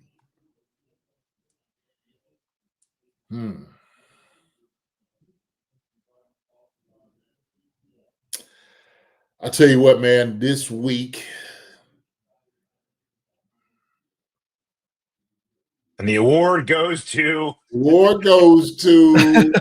should have like an envelope, like a blank one. Let me open it up. Here we go. Let me open it up. There you go. Marcus, this week, Marcus. Wow. Yeah. Now I like the money that's coming back from this, man. I just, and I always speak about Mahomes as, he's most. I can make bets that equal like $5,000. It's not going to win. If that's going to get the votes, just like putting like zeros on there, I could do that. It's not going to hit. But listen, sure. I say this. It really, the money to come back, but I'm saying the Mahomes at 250. What would it be at 250, Marcus, on that bet? Can you do that? Pull it up. It's dropping big time. Let me whip it up real fast. Definitely the twos. That thing's going down like 270 at that point. No. See, because that would have been a no-brainer. I'm like, oh, yeah, 250? Oh, yeah, I'll take it. At 275, this is easy. Yeah, I think I originally had it like 235 or something like that. Because like when I saw that he got 241 last time he played him, I was like, oh, okay, let me do that so I can make sure every game he's done that. But yeah, it was probably the twos. Hold on, move this up fast. Why are you looking that up? Are there certain routes you're worried about Worthy running? with that injury, I am worried about deep threats. If he dives through a ball on that shoulder, man, I'm worried about that. Yeah, I'm really worried about that. No, he's not diving for any balls. I had to tell him right now, don't dive for a ball at all. If anything, if you get some deep routes, he can catch it a little bit, just kind of, just watch it all in his hands, up top he can do. But even being tackled like that and someone falling on him, that terrifies me. Yeah, that's why I don't know if it will affect Thornton that much. I don't think they want Worthy taking those kind of shots. Like think of Wharton. Think of Thornton's deep shots. The way he fell on both of those, dude. If Worthy falls either way on those, he's out again. But that's the thing about Hollywood. Hollywood, he keeps his feet. Thornton goes down, and there's a reason because he wants to secure the catch. Like he made some tough catches.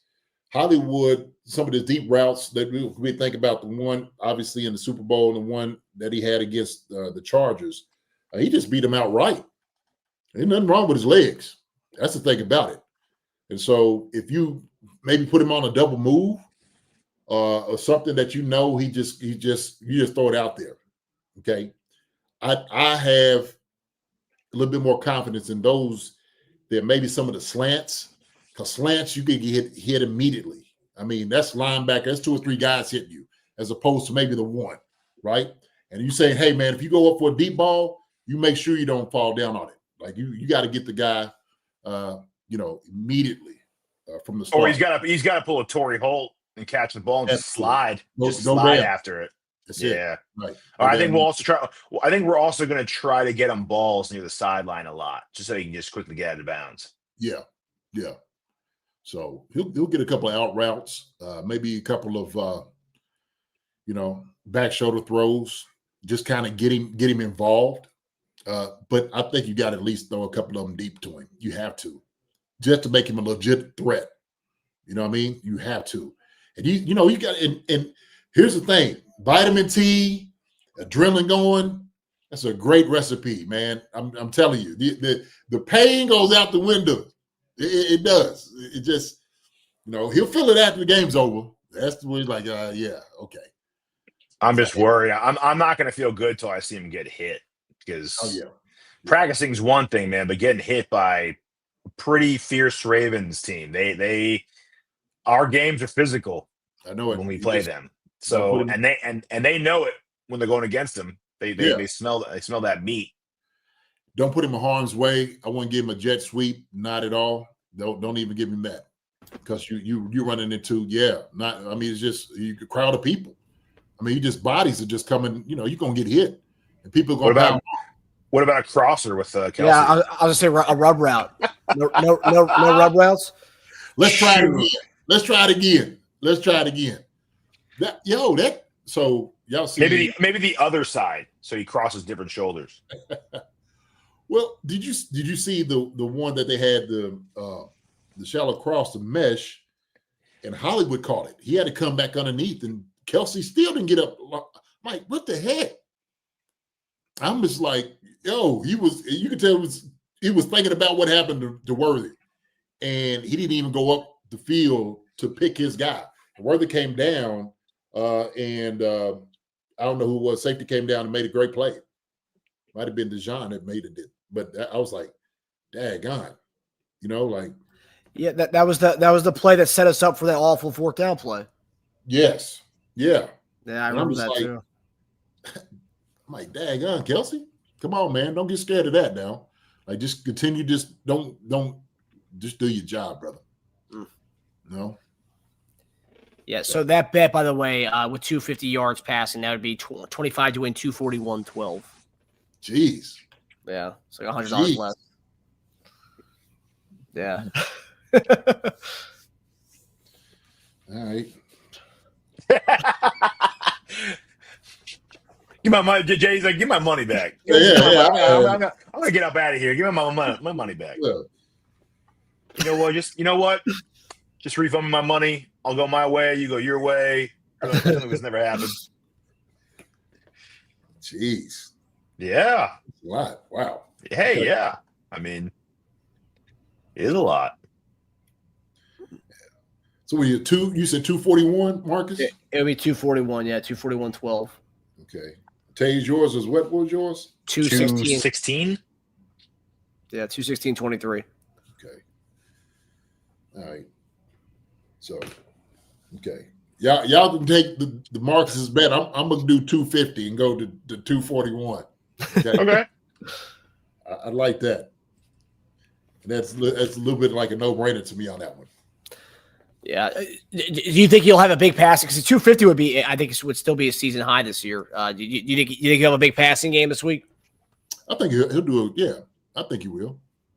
I think it's not like he's gotten a little bit more comfortable with some of the guys out there. I don't think he'll shoot. Why not?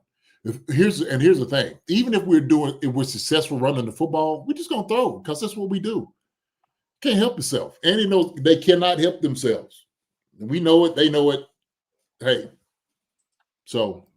Yeah, and I don't expect us to have 300 yards rushing combined like the Lions did. I mean, we'll have successful run games. We don't run enough for us to have 200 yards rushing by Demont, right? So, yeah, I can see it being like 40 yards here, 40 yards here for each one of the guys. Kind of like last week a little bit. Yeah. So, we'll see, man. But I do believe he'll have a good game passing. Yeah, we'll see. I was at 2 passing touchdowns, but because I got burned by that last week, I just stayed away from the touchdown aspect of it. Mm-hmm. And that's why with the whole like Mahomes getting under 26.5 yards. He hasn't done it against them. 26.5? I know. 2 of his last 3 games, he only had 3 yards against them. Yeah. It's either he doesn't try running or he can't. There's a different defensive line, man. Yeah. So this defensive line is really porous so far. Mm-hmm. I mean, that's I'm talking about 5 years of sample size, though. Different defensive line every year. It's a different Baltimore Ravens, man. Schematically, just he hasn't done it. This Baltimore Ravens team is not the same old. It's not your daddy's Baltimore Ravens, man.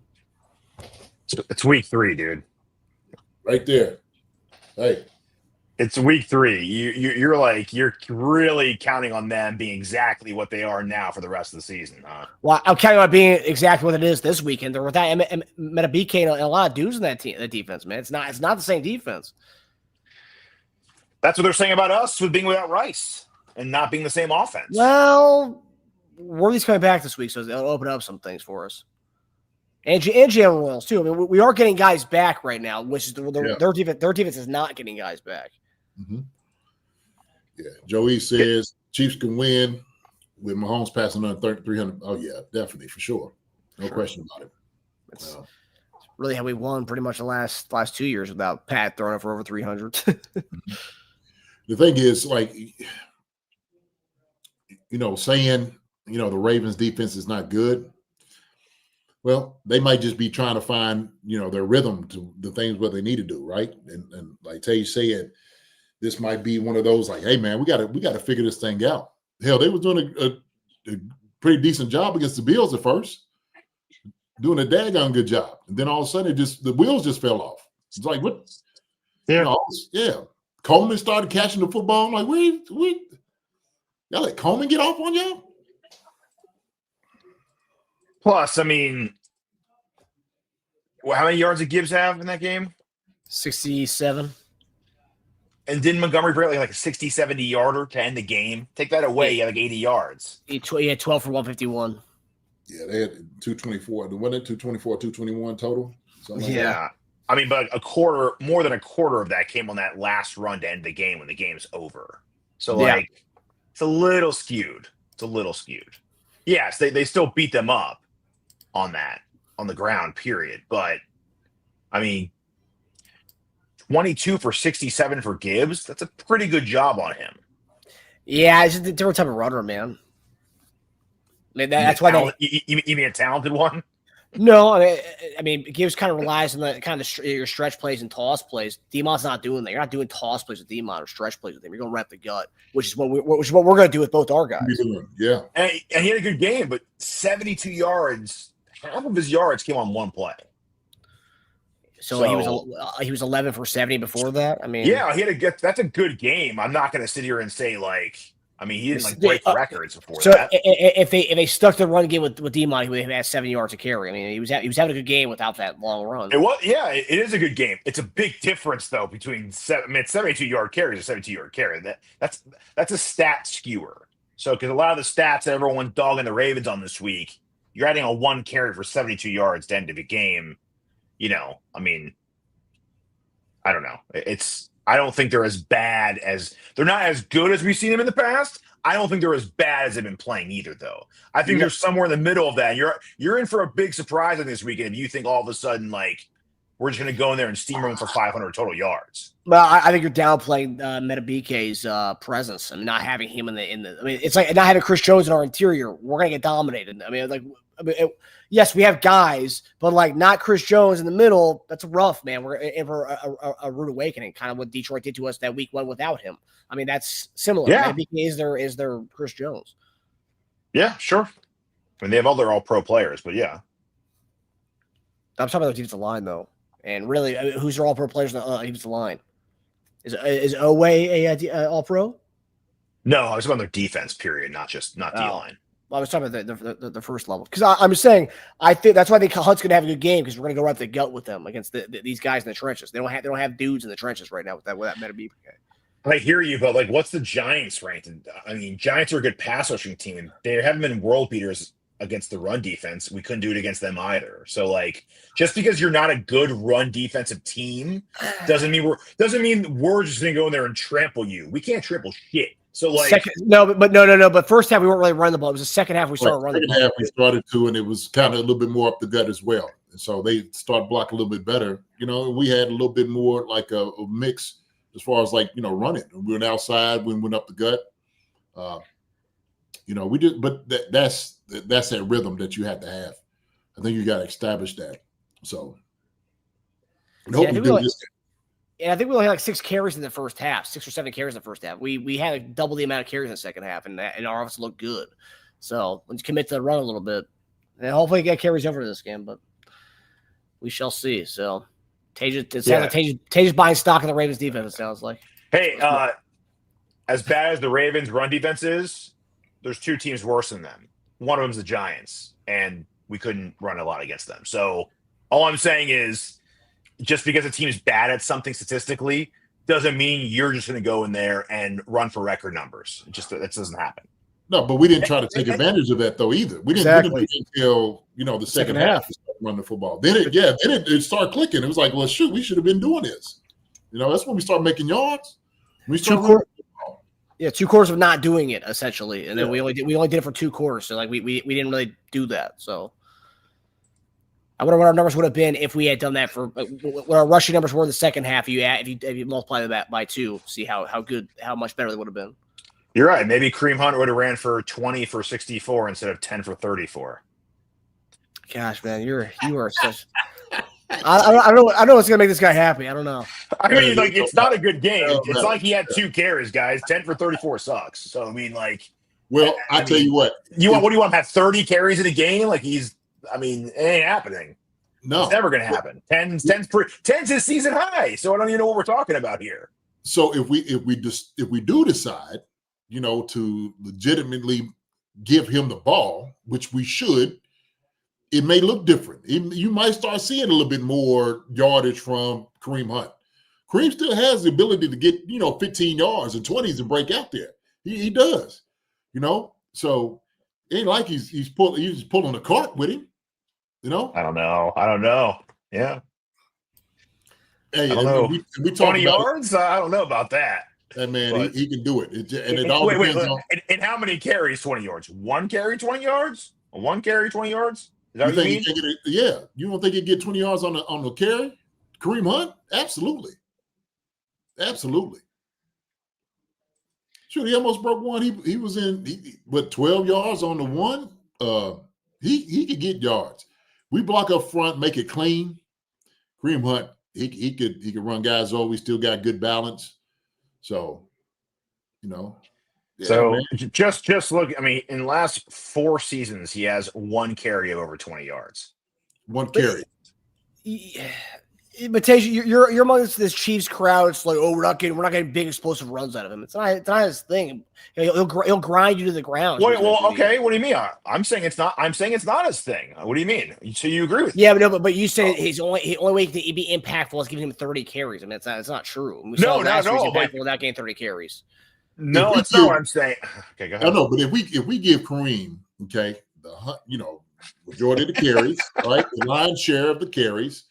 Like we should. I think he could definitely get up there, 20-yard carry here and there. He could break something out. Guys, I'm talking to the comments. I'm not a negative Nancy. All I'm saying is, if the Ravens don't give up 500 yards of offense against us, because everyone's counting on them being a bottom feeder defensively, don't be upset. That's all I'm saying. Don't go into that game thinking that we're absolutely going to get the worst version of the Ravens defense. Yeah, no. Because that's all I'm saying. Yeah. It's that's not being negative. That's being a realist, guys. Because like I said, they're in the middle between what we've seen this year on the bad spectrum side and the past of them being a dominant defense on the good side of it. Sure. Even when they've been a good defense, we've had good running games against them. People have bad days. People have really good days too. So it's not to say that when they're amazing, you can never run the ball against them, because teams go into games game planning you for different things. If they say, hey, we're going to sell out and stop the deep ball, then you can maybe run up the gut against them if your O-line plays good. Problem is, as they showed against the second worst defensive run defense team in the league, the Giants, we couldn't run the ball that well against them. We weren't trying. Yeah, that's 20 carries for 70 yards is not nothing. What do you mean? But 13 of those carries came in the second half, man. So you're talking more than half. Who cares about where they came? 20 carries for 70 yards sucks. What do you mean? I don't even get. Well, who cares what happened? So 40 carries in one half or 20 in each? Like, who cares about what happened? If we were more successful in the second half running the ball, if you multiply that by 2, secondly, we had a much better game running the ball. Not only that, but if we talk about, gelling together, when we look at that's, seriously coming out how it was. And so we understand that the offensive line hadn't necessarily been clean. Okay. So there's a lot of context there with that. I get it. There is. But I do understand your point, and I agree with you 1,000% is, we can't go in thinking we're just going to put up 250 yards rushing against a Baltimore team. That's unrealistic. I do believe, though, that if we do decide, to be loyal to the run a little bit more than what we have in the past, then it might look a little bit more successful. Yeah, I want us to run more, absolutely. Yeah. But Marcus, did you say earlier in the show, or I think you did, or the phone to me recently, that no one plays the box? No one stacks the box against us. Yeah. So it was Pacheco, not Kareem Hunt, but I read a stat earlier that literally none of Pacheco's runs have come in a stacked box this year. All of them have. No, he hasn't faced an 8-man front yet when running the ball, and that the stats he has with. That's also a little skewed because a lot of Kareem Hunt's runs come on 3rd and 4th and shorts, where it's obvious you're going to run the ball up the gut for a 3rd and 1. So that's why they're stacked boxes. Kareem doesn't get a lot of 1st and 10 carries. That's a big difference there. So I think that is skewed. I think in general, people are not playing our run game because our run game stinks. Right. So, I mean, trust me, I want us to run more. I want to see if it doesn't work. I've been a proponent of saying that. My whole point was to say just because a team is bad at something doesn't mean your counter to them, which is our O-line, is going to play magnificent that day. Because, I mean, I'll say our O-line has not played magnificent any game as far as run blocking yet. We haven't seen their best day, not even close. And we know that we're going to throw the ball. We're going to put it up in the air more than anything else, regardless of how good the run game may be. We're just not going to stick with it. We're going to do what we do well, right? And that's pass the football. So even if Kareem Hunt's eating, even if Pacheco's eating, we're going to throw the football. That's what we're going to be able to do. Now, obviously, also too, I do believe, with Pacheco, we're doing a lot more from shotgun, giving him the ball as opposed to going under center with Kareem Hunt. Kareem Hunt is a little bit more under center to help out with the play action. Like you said, the short down yardage. That's what it's going to be with him. So there's a lot there, but but going to the original point is, you're right. I don't think the Ravens are just going to sit and lay down for us just to give up 200-something yards. It's just not going to happen on the ground. So, yeah, because their coaching staff's probably telling them, these guys haven't looked good. So if you get your ass kicked here, you're a rough unit right now. So you better make a point and try to stop these guys this week. And our coaching staff's probably saying that opposite. They're like, they don't look good right now. They're giving up a tons of Montgomery just ran for 70 on one play against them. You better look good this week. This is a week to make yourself look good. Because even though they're a struggling unit, it is still the Ravens, right? So they're going in there thinking they got to beat the world beater Ravens. Yeah. Well, hey, it's true. You're right. It's the Ravens. So whatever it takes. Yeah. They're going to do. Act like they're number one in the league at defense. You know what I mean? Go in there thinking you're going against the number one run stuffing team. Do it. Yeah. But you know who you're still playing. So yeah, absolutely. Yeah. Mm-hmm. Yeah. Still AFC West foe and a rival of ours. All right.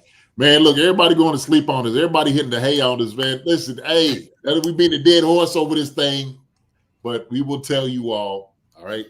You've seen the bets. You see what they look like. We're still coming in with this victory on Sunday. That's what we're here to do. So it's going to be a good game. What I love about it is it's going to be an Arrowhead, and those guys are going to be pumped. The crowd's going to be pumped. And so essentially, the Ravens have their back against the wall. That's how they're going to look at it. Okay. Yeah.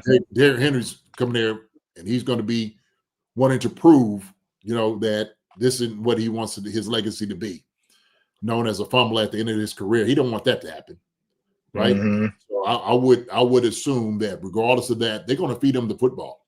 Same thing with Lamar. They're going to try to beat us with their legs, and so they're going to be like, "Hey, man, we're still going to try to do this thing because that's what they do best." It's the same thing. What do they do best? They run the football. What we do best, we pass. So that's just our tendency. That's what it is. You know what's crazy about this, though? One of these teams is walking out 1-3. Yeah. That's big time. That's really, really, and both, both coaching staffs are telling them how much of a must win it is. They don't want to come out of here 1-3. We don't want to come out of here 1-3, 0-2 at home. That would be even worse for us. Yeah. So. Mm-hmm. And then the real hate comes on, boy. That when the real that. Hey. Yeah, everyone's gonna be agreeing with me. Sorry, bring it on, whatever it may be. Hey, they ready. But if we take him out on the ground, I will gladly eat crow, and I'll even eat a little raven. There you go. I read a thing earlier that preseason favorites to win their division were the Chiefs to win the AFC West, Ravens to win their division, and Texans. And all three teams right now, I mean, two of those teams could be 1-3 or 0-4 at the end of the crazy. Crazy. Long season. I know that.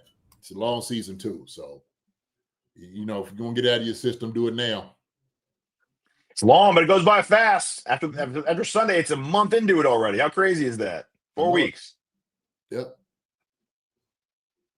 I was going to say almost a quarter of it, but they keep adding a damn game to the schedule every year. So we'll be at 20 at some point. Oh, absolutely. Yeah. Half that with half the schedule going to Brazil. But all right, guys. Well, that does it for us on this lovely Keys and Cash with Dunn and Dash. Thanks for watching our show presented by FanDuel. We will see you guys Sunday right after the Chiefs and Ravens game.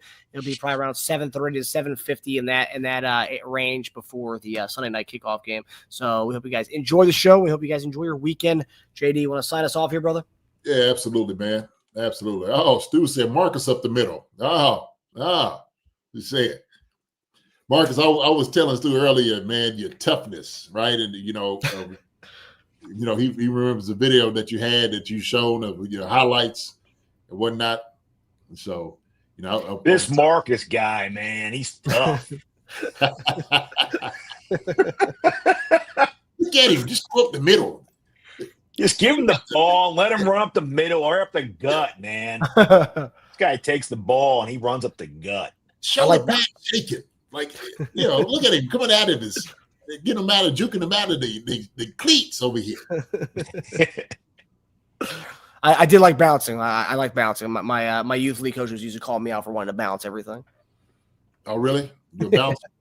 Love bouncing. Yeah, but that means you had speed. Shoot. Mm-hmm. That's exactly what that means. I'm going to outrun everybody. Exactly. Yep. Oh, no. Let me go out here what I know. Run a daylight, baby. Run a daylight. Yeah. But with that being said, man, listen, y'all have a good weekend. We will see you all on Sunday after the game is over. Y'all take care. Gary Holland, J-Dub, Stu Salzman, Chiefs fan from Southern Cali. Stu, what's up, Stu? Sasha, Demetrio Spence, Don Peterson, Joe E. Will. Who else we have in there? Deshaun Hammonds. What's up, Deshaun? Good to see you. About time. Who else we had? Cordell Robinson. Witchy Hall already done went home. She signed off on us. Witchy, if you're still here, have a good night. Linda Hunter, and everybody have a good night. You really bumped a lot of people out, Teja. A lot of people went to bed during your anti-Cream Hunt rant. We said we could have got this on a different show. Listen to you people talk. But I love it. No, it's reality. I think it's a good conversation to have. Good. So Chiefs from Southern Cal, man. Hope you're doing well out there, my guy. Good to see you as well. Who else we have on here? Greg Rose. Demonte Green Beans was here. Stanley Mooney. So our fan favorites. All our good folk was in here tonight. Chief was here. Joy Zook. What's up, Joy Zook? Vegas Chiefs Kingdom. Brian Hong. Hannah was here. Talking about Morgan D. Do they have special teams wise kickers? Do they have them on anything? Do they do any bets with them? Yeah. I almost took one today, actually. Really? Huh. Yeah, I almost took a. They didn't let me do it. I wanted to combine 3 field goal bet, but they didn't let me do it. I think that's a good bet. Our games have a lot of field goals. Oh yeah, we do. Yes, we do. So we'll see what old Butner can do. Butt kicker. Let's go, Buck. Jeff Shirk was in here tonight. Laura Zingzer, Aaron Rose, 69. Who else we have?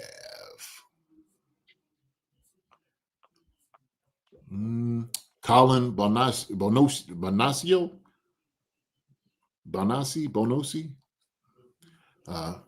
Maria DeJarnis. Oh, Maria. Didn't see Maria in a while. Matthew was here. Jeff Shirk. I think that's about it, man.